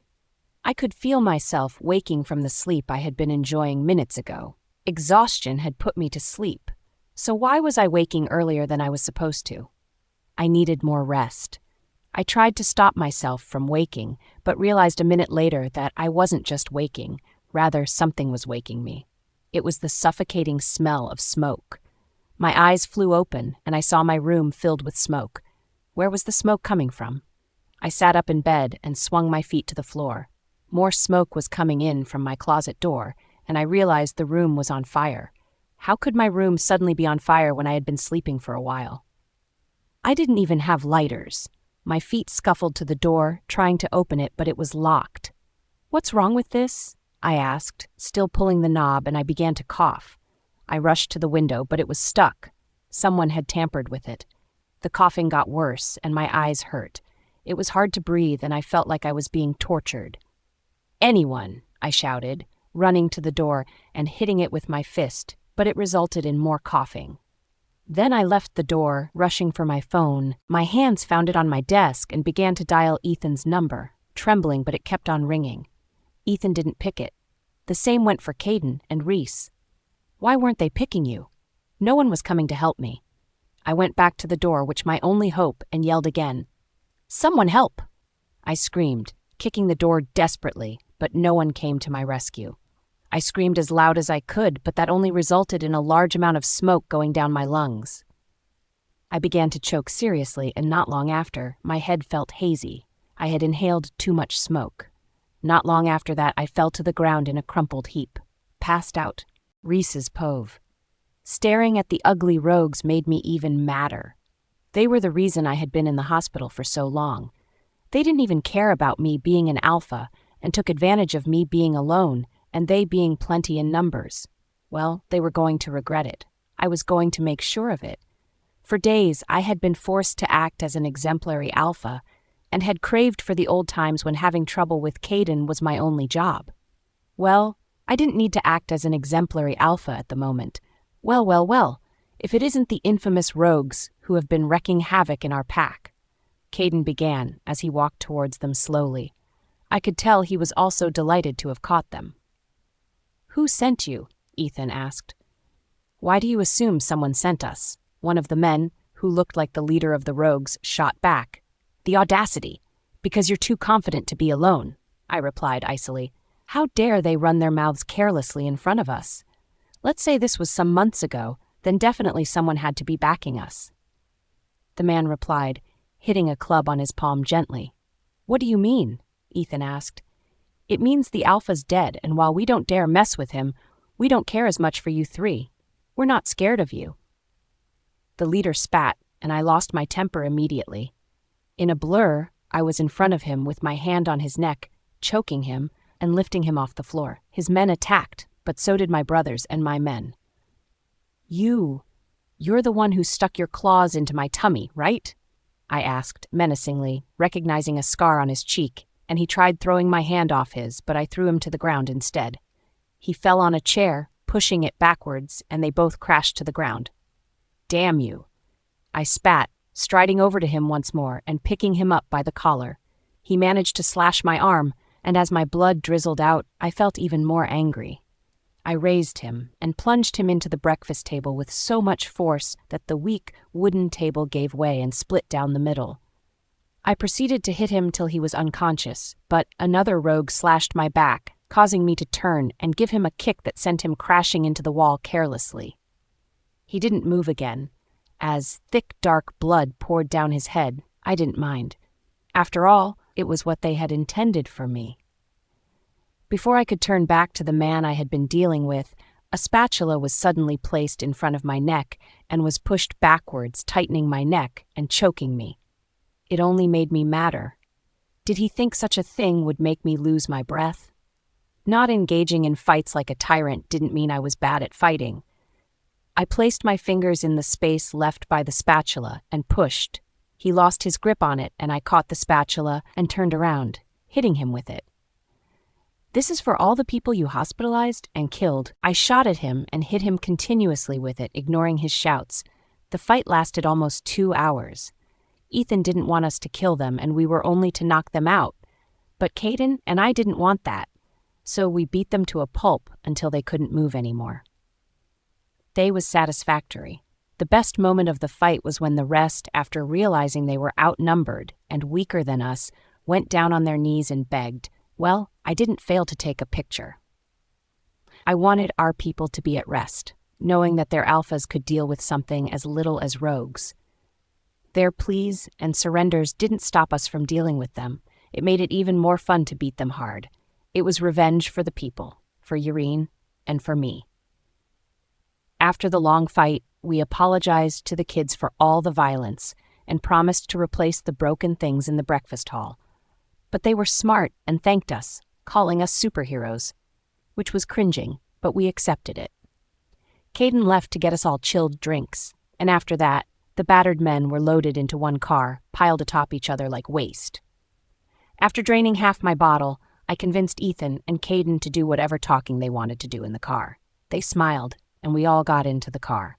Finally, those idiots are gone, I said, picking up my phone. It was nice beating them up. Frustrations and anger bottled inside of me was unleashed on them. Caden added and laughed. Damn, Yureen called 4 times, I said, and tried dialing her number, but it kept on ringing. She didn't pick the call. She also called me, Caden muttered, and tried to call Yureen too. Then Ethan picked his phone up to check if Yureen had also called. Why had she been calling? Do you think that could have been the work of the rogues? One of 2 approaching women asked. No, the rogues attacked the orphanage. See, the alphas settled it. The second one replied, pointing. So you mean they're not aware the palace was burnt? The first woman asked, looking worried, and I, Ethan and Caden looked at each other. Excuse? Caden was about to say, winding down the window, but Ethan had already started the ignition. As he drove, I wished I was the one driving. Although he had slightly passed the speed limit, I felt it wasn't enough and we needed more speed. When we got to the palace, we saw about 3/4 looking severely burnt, and Yureen's quarters was among them. We ran in and saw the maids looking troubled. When they saw us, they also ran to us. Miss Urini was locked in her room while the fire went on. Nobody had any idea she was in the room.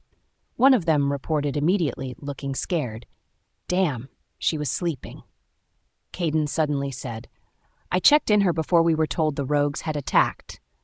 She was sleeping in her room, he added. She's in the hospital right now, another said, and they looked uneasy. Was anyone else hurt?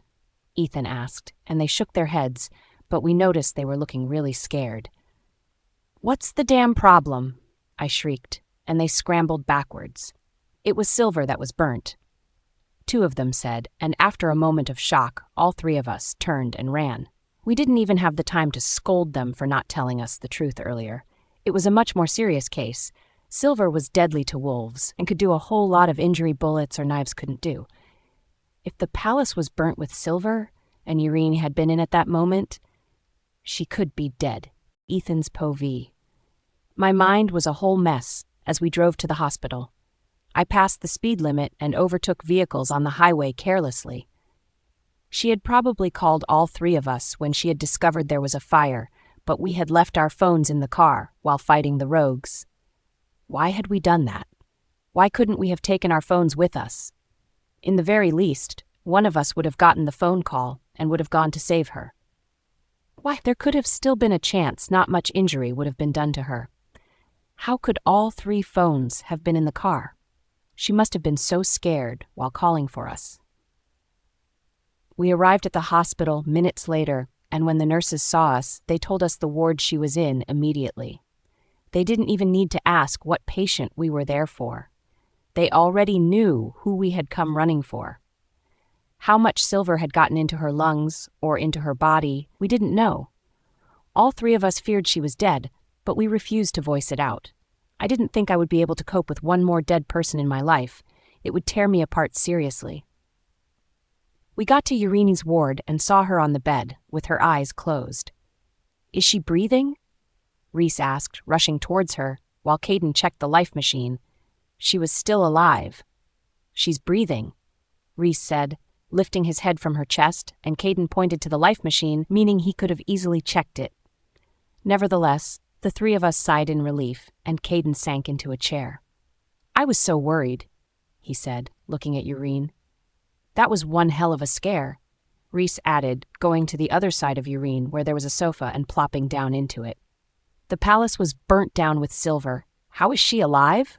I asked, and they looked at me, realizing what they should have been curious about from the start. Just then, the doctor came in. "Good afternoon, Alphas. I actually asked the nurses to inform me when you arrived, and they did just now.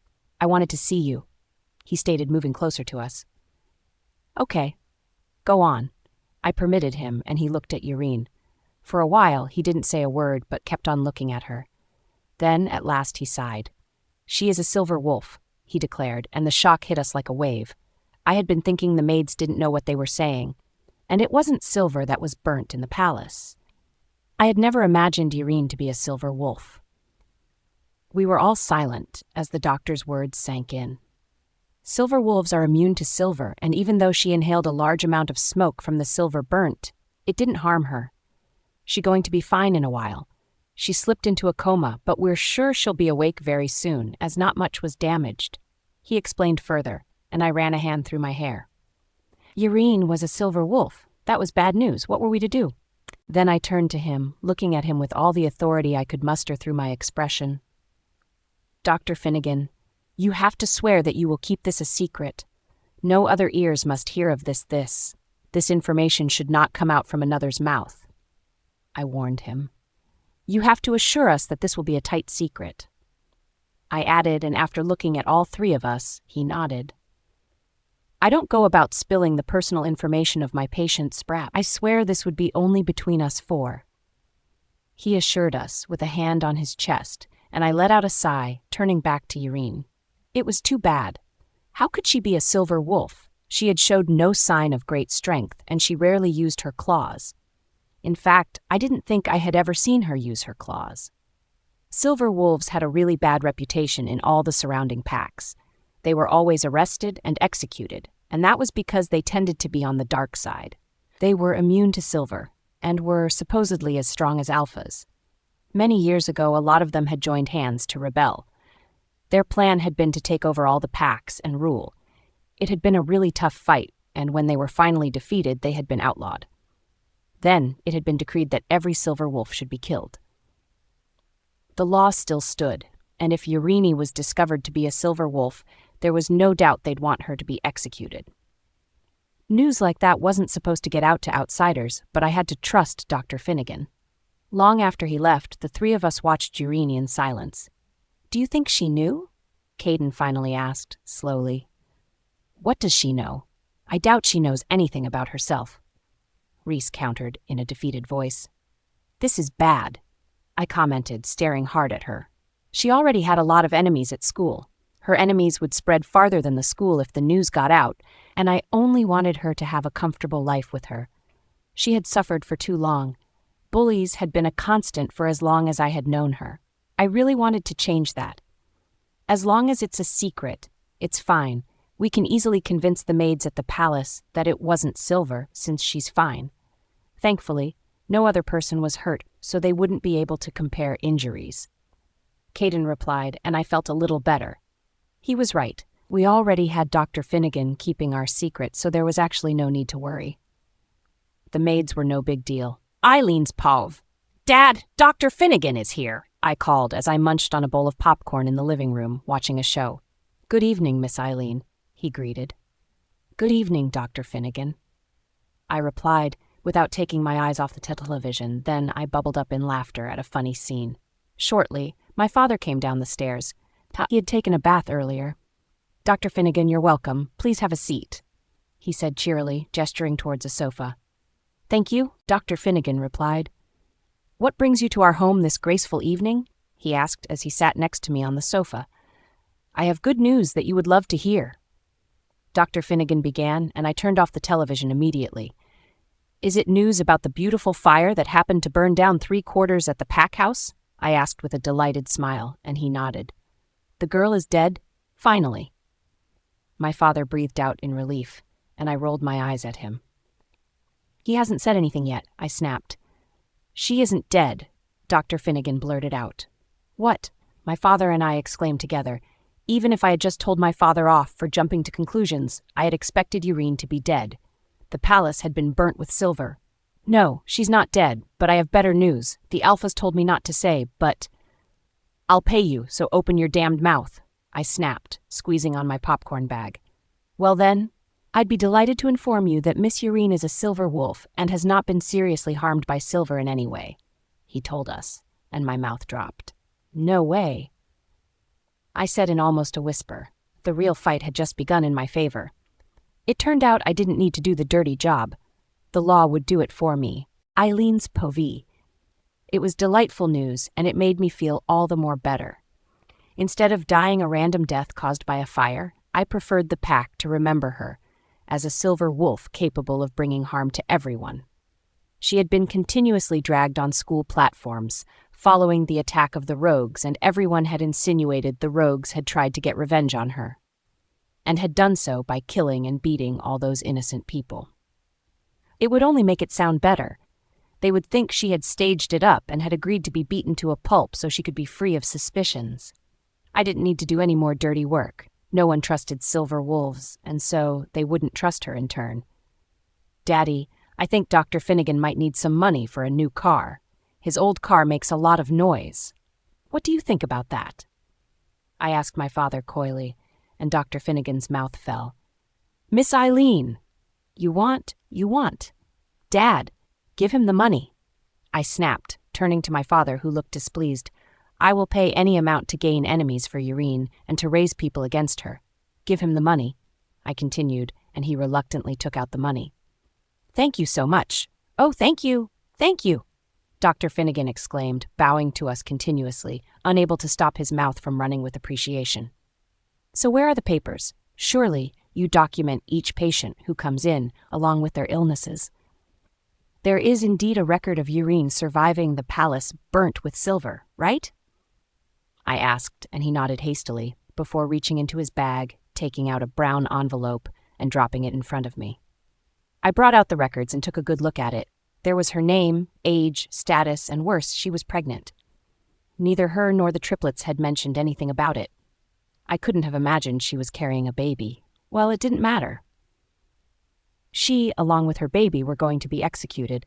I've seen the money. Thank you so much. Oh, thank you. Dr. Finnegan continued to thank my father and I while I got up from the sofa and placed Irene's results on a table. I took a photo of it and sent it straight to the council, a place where even the power of the triplets couldn't prevail. The law was the law. Irene's Pov. My eyes opened slowly and I saw a nurse standing over me, fiddling with the IV from which I received treatment. How do you feel? She asked. Immediately she saw my eyes flutter open. I feel okay, I replied, slowly. Then I began to recall all that had happened. I had been in my room when my closet had been burning, and the smoke from it had caused me to choke and lose consciousness. Are you sure you feel okay? No hazy feelings or discomfort anywhere? She asked again, and I nodded. I feel okay. Okay, I'll call the doctor, and he'll run some quick tests to see if there's no damage done. She replied and left the room. Where were the triplets? Did they know I had passed out and was taken to the hospital? Did they know I had dialed their number repeatedly? What about the rogues? Had they been caught? I looked around for my phone and recalled it was definitely going to be back at home since I was the one taken out. Then I happened to see the clock on the wall. It was around the time I had passed out. How? Had I been asleep for a day? How could that be? Shortly the doctor came in and some tests were ran on me. After the tests, she said I was fine and left. I was beginning to wonder if the triplets weren't notified I was awake yet. I needed to hear about the rogues. Hopefully it was going to be good news. Shortly, the door to my ward opened and men marched in wearing military uniforms. I sat up in bed immediately, looking at them warily. "Urine Thomas?" one of them called and held up a document of some sort. "Here is your arrest warrant." "What? Arrest warrant?" I asked.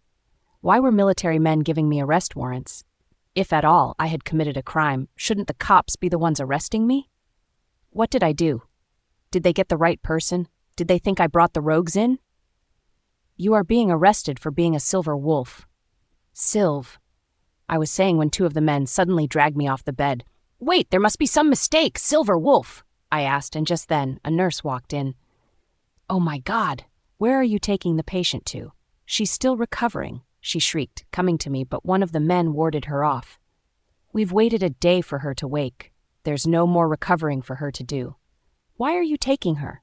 "I need to," she was saying when another shoved the document into her face while I was dragged away. "Please, wait. Call the triplets. I can't be a silver wolf. Surely silver wasn't burnt in the palace? Help!" I screamed, unable to comprehend what was going on. I had suddenly been labeled a silver wolf? How? Why? When?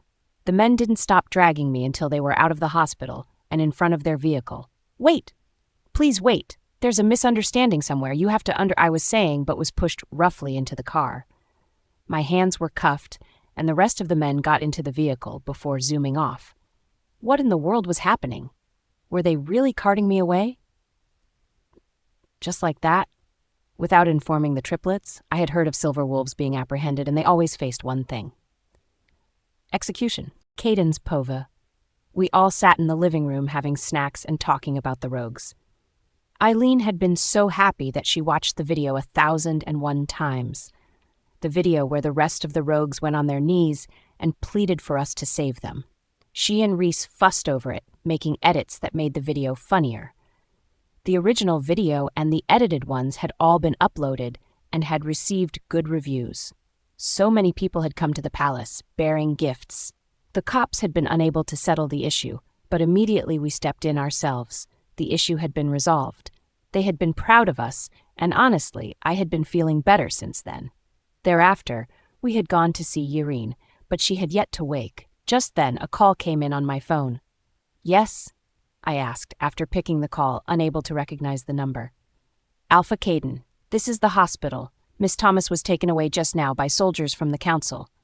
They have a warrant, and she's going to face trial and execution for being a silver wolf." The lady on the phone cried, and I jumped to my feet. "What? You said, you know what? We'll be right there." I ended the call quickly and turned to Ethan, Reese, and Eileen, who were already looking at me with curiosity. "Urine has been taken by the soldiers from the council. They found out she's a silver wolf." I told them, and they also jumped to their feet, except Eileen, who was shocked to the bone.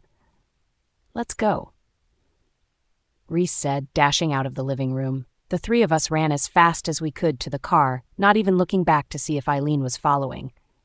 "The news is everywhere. Damn," Reese said, looking at his phone. I leaned over from the front seat to see his phone, and numerous posts were being uploaded by the minute.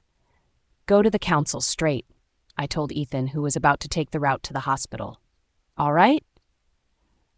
He replied, with worry thick in his voice, and we drove straight to the council. When we got there, we were told Irene had been taken to the council prisons, and we were not allowed to see her. We tried our very best, trying to bring influence into the matter, but they were strict in the orders they had received. Someone had done it on purpose. They had deliberately reported it to the council because they knew we couldn't influence their decisions. The council was strict with the law. Reese and I will go to the hospital and find Dr. Finnegan. He's the only one who knows about Irene. Ethan, you should talk to the head of the council. See what he says. I suggested to Ethan, and we split ways immediately. Reese and I got back into the car, and I drove as fast as I could. How dare that doctor betray us and report Irene to the council? After giving us his word? However, when we got to the hospital, we were told he didn't show up at work that day. We were given his home address, after demanding for it, and got there in a few minutes. The door was locked, and no matter how hard we knocked, no reply came, so we broke in instead. However, we found out he was nowhere to be found in the house. It was very obvious he had made a run for it. He knew we would find him immediately. Why else would a doctor suddenly not show up at work after revealing a serious secret? If I get that damned doctor, Reese began to swear, but I stopped him. There's no need for that. Let's go. I interrupted, and we drove back to the council. When we got there, Ethan was already waiting outside. The doctor? He asked immediately we stepped out from the car. He ran away. Reese reported, and Ethan kicked a stone on the floor before picking up his phone and dialing a number. Syria, take your men. I need you to find someone. Dr. Finnegan, the doctor who treated Irene after the fire. Find him as fast as you can. Ethan said, with anger, and dropped his phone. The head of the council said the only thing that would stop Irene from being executed is proof that she wouldn't be a threat. He told us, and I turned around with my hands on my waist and my lower lip between my teeth. It was all messed up. We had to leave, and daily we searched for information on silver wolves, but all the information we found were nothing but bad ones. Silver wolves were the murderers, the thieves, the liars. They were the symbol of every bad trait a wolf could possess. It was so tiring. On the third day, we sent our men to try their best to find more silver wolves who led good examples, but they were very hard to find. Eileen visited just once and didn't come by anymore, and that was probably because we hadn't even listened to whatever she had to say. On the fifth day, we got an unexpected visitor. It was Theo. I heard about Irene, he said, stepping in, and I sighed. Please follow me, I said to him, and we both walked into the living room. Ethan and Reese got up from their seats and greeted Alpha Theo. His eyes swept over all the scattered junk on the floor and the work of 5 days which had left the living room messy, and he sighed. Can I have the full story? He asked, sitting down, and we told him everything that happened, starting with the fire. So what's the plan? He asked us. We're planning on finding silver wolves with good reputation. If we can find 2 of them in the least, they can prove that not all silver wolves are as bad as they paint them to be, Reese explained, and Alpha Theo clasped his hands together, looking serious. Silver wolves, he muttered, looking like he was fighting with thoughts in his head. Yes, but we've found none so far. They're really good at hiding, Reese added. Well, it's not their fault, they were pushed into hiding, I commented, leaning back in my chair with sore bones. Then Alpha Theo gave a deep sigh. I know one. Irene's Po V. A few days had passed since I was in the council prisons, and every day was hell for me.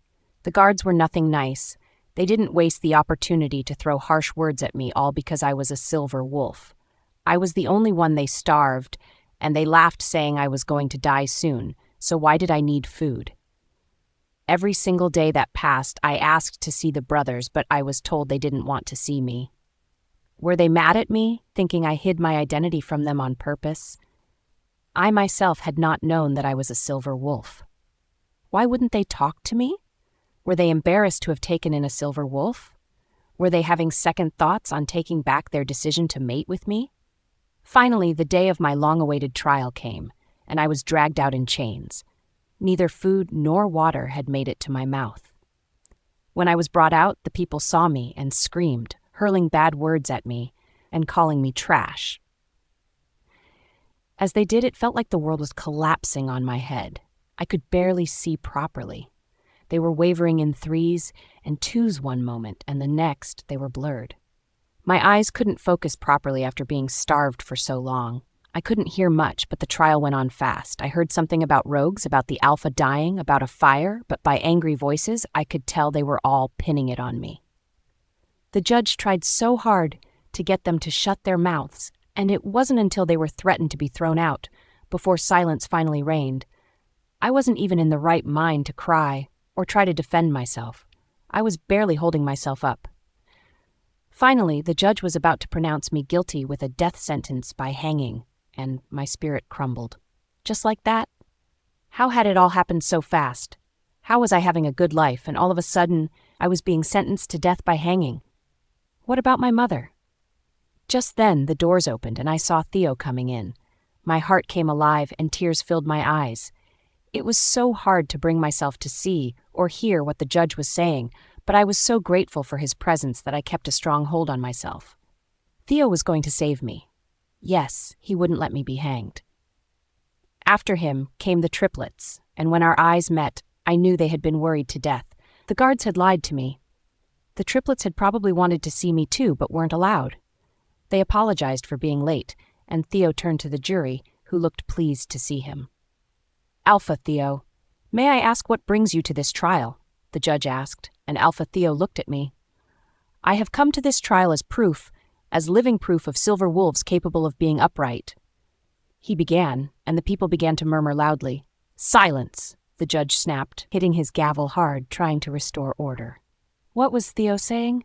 Right in front of me, a silver knife was brought, and Theo sliced his arm deeply. The people wanted with bated breath, and so did I, because silver disabled healing abilities.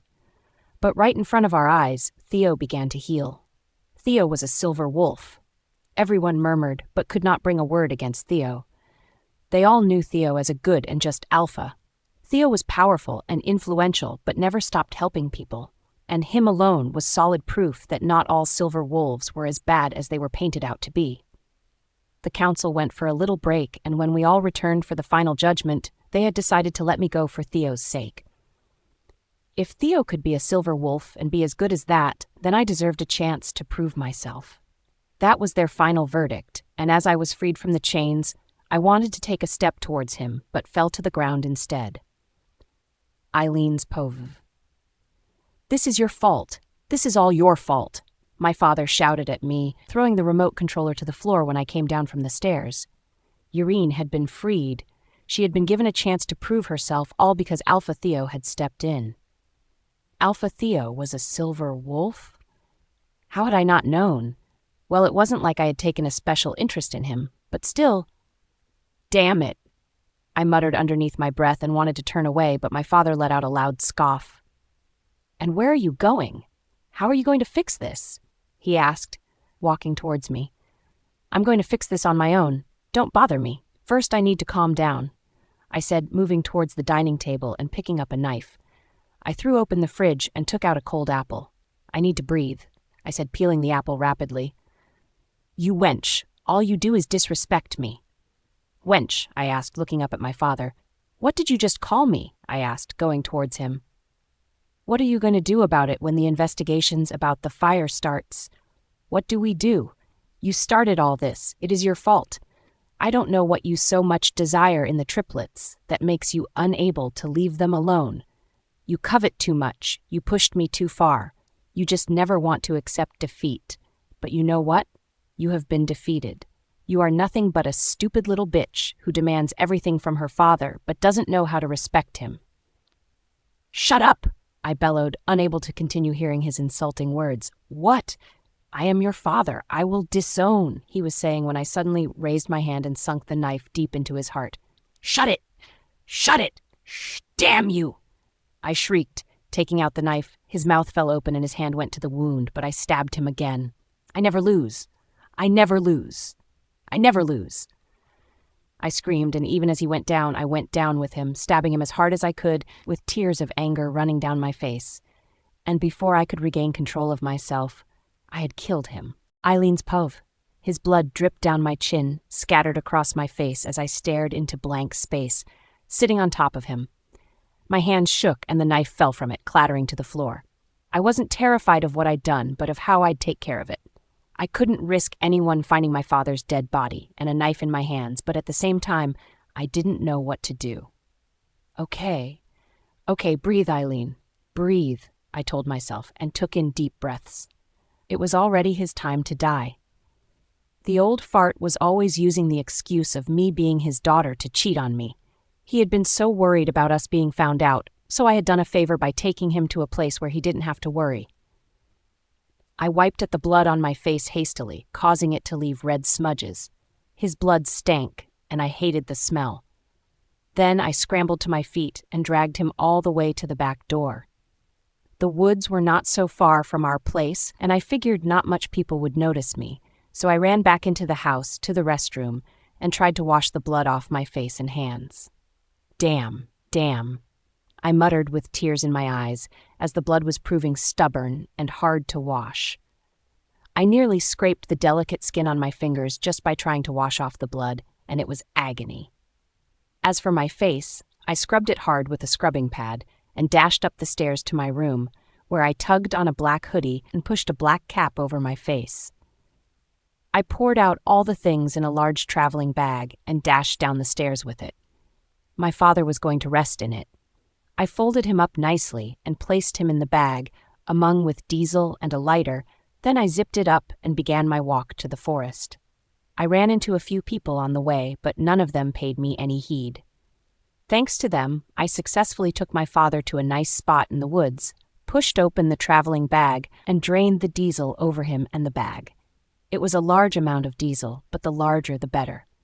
In no time, I had successfully managed to dampen every part of his body with the diesel, and when I threw the lighter in, fire roared out like a living being. I took hasty steps back and watched it burn. The fire was hot and mighty, so hot that I had to take further steps backwards. I watched my father burn and bid him goodbye. He had done enough. It was time for him to rest. I was going to take over everything he had and use them the way I always wanted to use them. After about an hour, my father was all ashes together with the bag. The only things that remained after the huge fire were the zippers of steel. When I was satisfied, I turned around and ran back home. My next struggle began, as I had to clean all the blood on the floor, including the one that smudged heavily on the floor when I had dragged him out. It was hard work, but my hands worked restlessly, not leaving a speck or trace of blood. Thereafter, I sprayed the house with thick deodorant. My father was gone. Never again would he step into the house, and it was time for my next step. Killing my father was no big deal. Killing Urine wouldn't be too. I only needed to plan my steps properly. Urine's povie. My eyes flitted open, and I realized I was in my room. A sigh parted my lips, and I sat up. A bowl of half-finished porridge lay on the bed table next to me, along with a few drugs. My clothes had also been changed, too. I was back home. The boys came in shortly and saw me awake. Theo was with them, too. Theo, I called with a smile, and he hugged me. I thought I had a duty to teach you how to be a proper silver wolf. You know, use those skills. I always knew what you were from the start, but felt you were better off not knowing, as it would put you in less danger, he explained, and I smiled. The triplets also hugged me, and I cried in front of them all, telling them my ordeal in the council prison. Reese had been so mad that he almost stormed off, but we managed to stop him. They fed me once more, and all four of us talked about me being a silver wolf. They're naturally ruthless and don't really have much care for whatever harm they do to others. You must not turn out like that. Theo warned, and I smiled, shaking my head. If she does, I'll tear her limbs and make sure she's confined to a wheelchair forever, Reese said, and we all burst into laughter. Just then, a knock sounded on the door, followed by Eileen, who had a really strong perfume on. Did she think she could seduce the brothers with that or what? Surprisingly, she burst into tears and looked herself at me, making the brothers smile at her admiringly. I was so scared. I thought you'd be executed. Going to the trial was so hard for me that I had to stay at home, hoping and praying that you'd be well. She cried, sniffing hard, and if I hadn't been the subject of her bullying, I'd have thought, gosh, she's been so worried. Thank you, I replied, pushing her away gently. Then Reese ruffled her hair. Eily, you've been worried, he said and gave her a hug. That made me only more uneasy. When was she going to quit acting like the angel? We all decided to go down to the living room to get something to eat, when Theo pulled me aside. "Is there?" I was asking, but he kept his eyes trained on Eileen. "She's a silver wolf. Urine's povee. Eileen? A silver wolf? Did that mean she could also be— Wait, what was I saying? Silver wolves were brutal, ruthless, and cruel. Just because Theo and I were good silver wolves didn't guarantee she was also good. Not only that, but she showed signs of being what a bad silver wolf would be. She was crafty, cruel, and didn't feel remorse for all she did to me. Instead, she enjoyed it. You have to be careful with her. There's no guarantee she'll be as good as we are," Theo added, and I nodded slowly. At that moment, I could believe completely that Eileen had something to do with the Alpha's death. Theo made to leave, but I stopped him. "I think we should look into the Alpha's death," I told him, holding on to his arm, and he looked thoughtful. "An autopsy would have been fastest, but he's already beneath the ground. I know. I made my own research and investigated the maids in the palace. They said he showed no signs of having a bad heart. He was healthy and not too old," I explained, and Theo nodded slowly. "Let's look into it, then. You have a feeling she might have something to do with the Alpha's death?" he asked, and I nodded. The triplets were meant to mate with her, but they chose me instead, and the Alpha died shortly after he gave us his permission. Something does look sneaky about the whole thing. We'll look into it. Later that evening, Theo and I were going around looking for the maids who personally tended to the late Alpha. Luckily, when we found one of them, she was dusting a jar containing ingredients for herbal tea.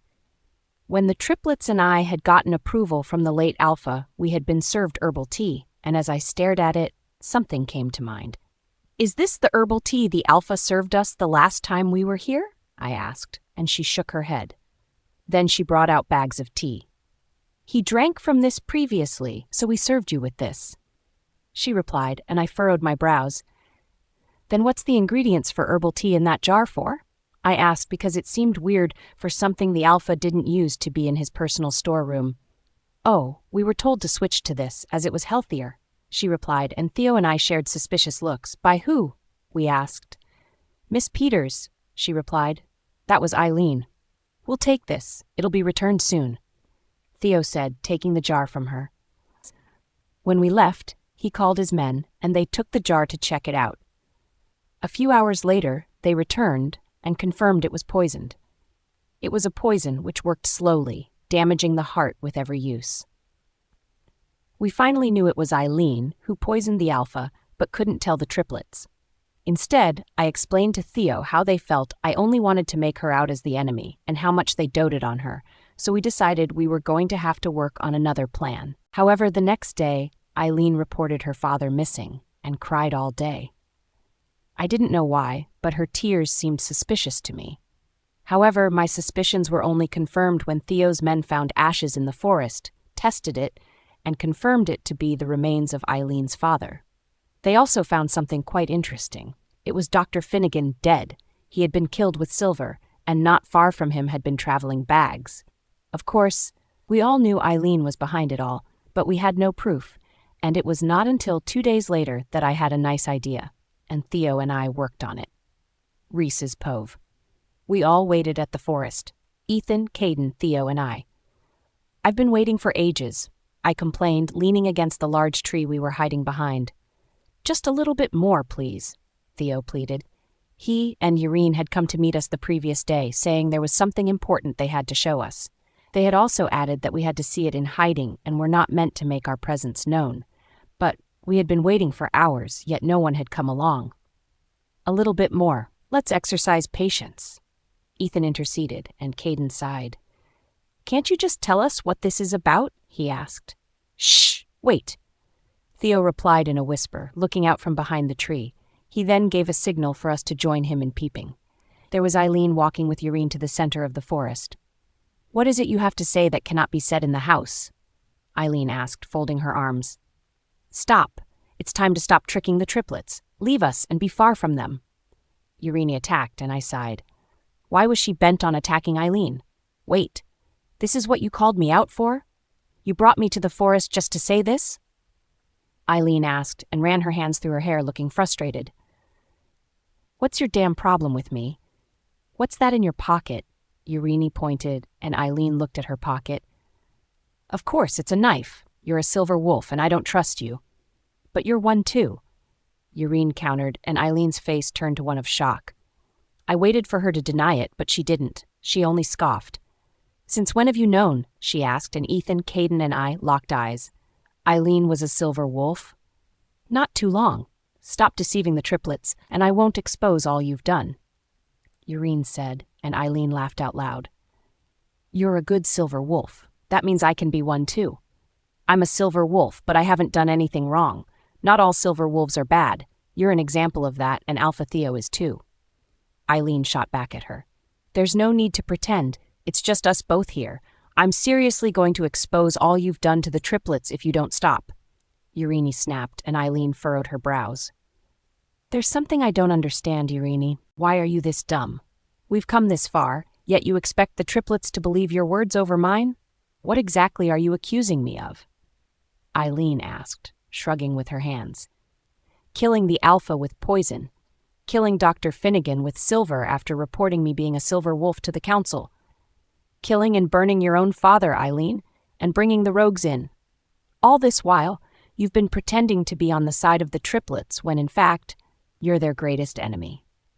Urine spat at her, and Eileen took out her knife casually. "You're going to tell the triplets all that?" she asked slowly. "Yes," Urine replied confidently, and I could not believe the nasty look on Eileen's face. She was supposed to look shocked and tell Urine she was being stupid. How could Eileen kill our father and hers? That was impossible. "You really think the triplets will believe your word over mine?" "All right, yes, I did all that. I killed the Alpha and my father with my hands. I killed Dr. Finnegan, reported you to the council, and brought the rogues in. I will do anything to mate with the triplets. So, go. Go ahead, tell them. Of course you can, only if you survive the next moment." Eileen said, with a murderous tone in her voice, and lunged at Urine, with her knife raised high. Immediately, Alpha Theo was there, pushing Eileen back and knocking her into a tree. Then I stepped out, along with Ethan and Caden. Eileen wiped blood running down her head, swearing, and was about to get up but saw us, and her look turned to one of utter shock. "I didn't do that. I swear." "Damn you," Caden said in disbelief. Ethan began to take deep breaths, but trying to calm himself didn't work, so he charged for Eileen and held her up by the neck. She writhed and shook, trying to pry his hands off her neck, but Ethan didn't stop. "You killed my father. Who are you? Who are you to do that?" He thundered and slammed Eileen hard into the tree. "Ethan," Alpha Theo carply, "I understand your pain, but you can't kill her," he cautioned, and Ethan, who was about to slam Eileen, who had passed out, stopped Urine's pose. We took the injured Eileen straight to the council, along with a recording Theo had made, and Eileen wasn't even given a trial. There was nothing to deliberate on. She was given the death sentence by execution. "Now you can be at ease," Theo was saying to me as we both went to get some water for us all, but stopped, making me turn to him, wondering why he suddenly stopped talking. He was staring off into the distance, and when I traced his gaze, I found that he and a young woman were staring at each other. She was with an elderly man who was talking with some other people, and shortly, a car stopped by, and she got in. "That's my mate," Theo said slowly, still staring at the car. "See, I was right, my fortune-telling was right. You've got to chase after her. Who knows when next you'll meet?" I pointed out, pushing Theo outside to get to his car. "I should chase after her?" he asked, still looking stunned. "Yes," I replied, opening his car door. "All right, I will," he replied, going into his car, and I waved him off. After that, I went to prepare for a meeting the council had decided to have 30 minutes after we'd reported Eileen to them, abandoning the water I was supposed to get. I got there just in time, and they had decided to render an official apology to me after everything that happened. But instead they added that they would be keeping an eye on me and my children so we don't step out of line. Months later, I was heavily pregnant and was told I'd be delivered of my baby anytime soon. The triplets had been so nice after apologizing for not believing me over Eileen and ran to fulfill my every need. Reese massaged my feet, while Caden fed me all the delicacies I wanted, and Ethan was in charge of walking me to wherever I needed to get to. Every day was filled with laughter, and our mating ceremony date was announced. It was going to be a quiet and intimate ceremony, with not much people gathered, and we agreed to do it in the forest, under the full moon. What added to my joy was the news I was given from the hospital. They had informed me of the date my mother would be released from the hospital. She would still have to take her pills, but at least she would be out of the hospital. Our mating ceremony came by and ended just as fast. Under the light of the moon, we marked each other, mated, and our minds became one. It was a thrilling experience, and right after, I went into labor. The triplets were outside waiting and praying, hoping I had an easy delivery. The nurses all told me to calm down, and that I did, pushing only when I was ready. They told me my baby would be out in no time, but it took me 3 hours before I heard the cry. "It's a girl!" The nurse squealed, and I fell back on the bed, exhausted. My baby was beautiful, and as she cried, my own tears spilled down my eyes. That moment was beautiful. I fell asleep there, and when I woke up, the triplets were next to me with the baby in their hands, trying to play with it. But she kept on crying. It made me laugh. "You don't know how to handle a baby. Bring her to me." I offered, but Reese shook his head. "We're going to tame her from a young age. The alpha's daughter must not cry," he said, and I almost burst into laughter. "She's only a baby. All she knows how to do is cry." I blurted out, but it became a fight to hold my baby. The triplets kept on passing her to themselves, taking advantage of me being on the bed until I gave up. Then my baby smiled, looking at them as they passed her around. "She likes it. She likes it." Caden squealed, and they continued to pass her around, laughing to themselves innocently. Watching them was bliss. I could see my happy ever after with them. They smiled innocently and beautifully despite all they had gone through, despite all they lost. And I was going to do the same too. I was going to smile beautifully despite all I lost, because all that was before us in our future was sunlight, beautiful landscapes, rolling oceans, and peaceful minds.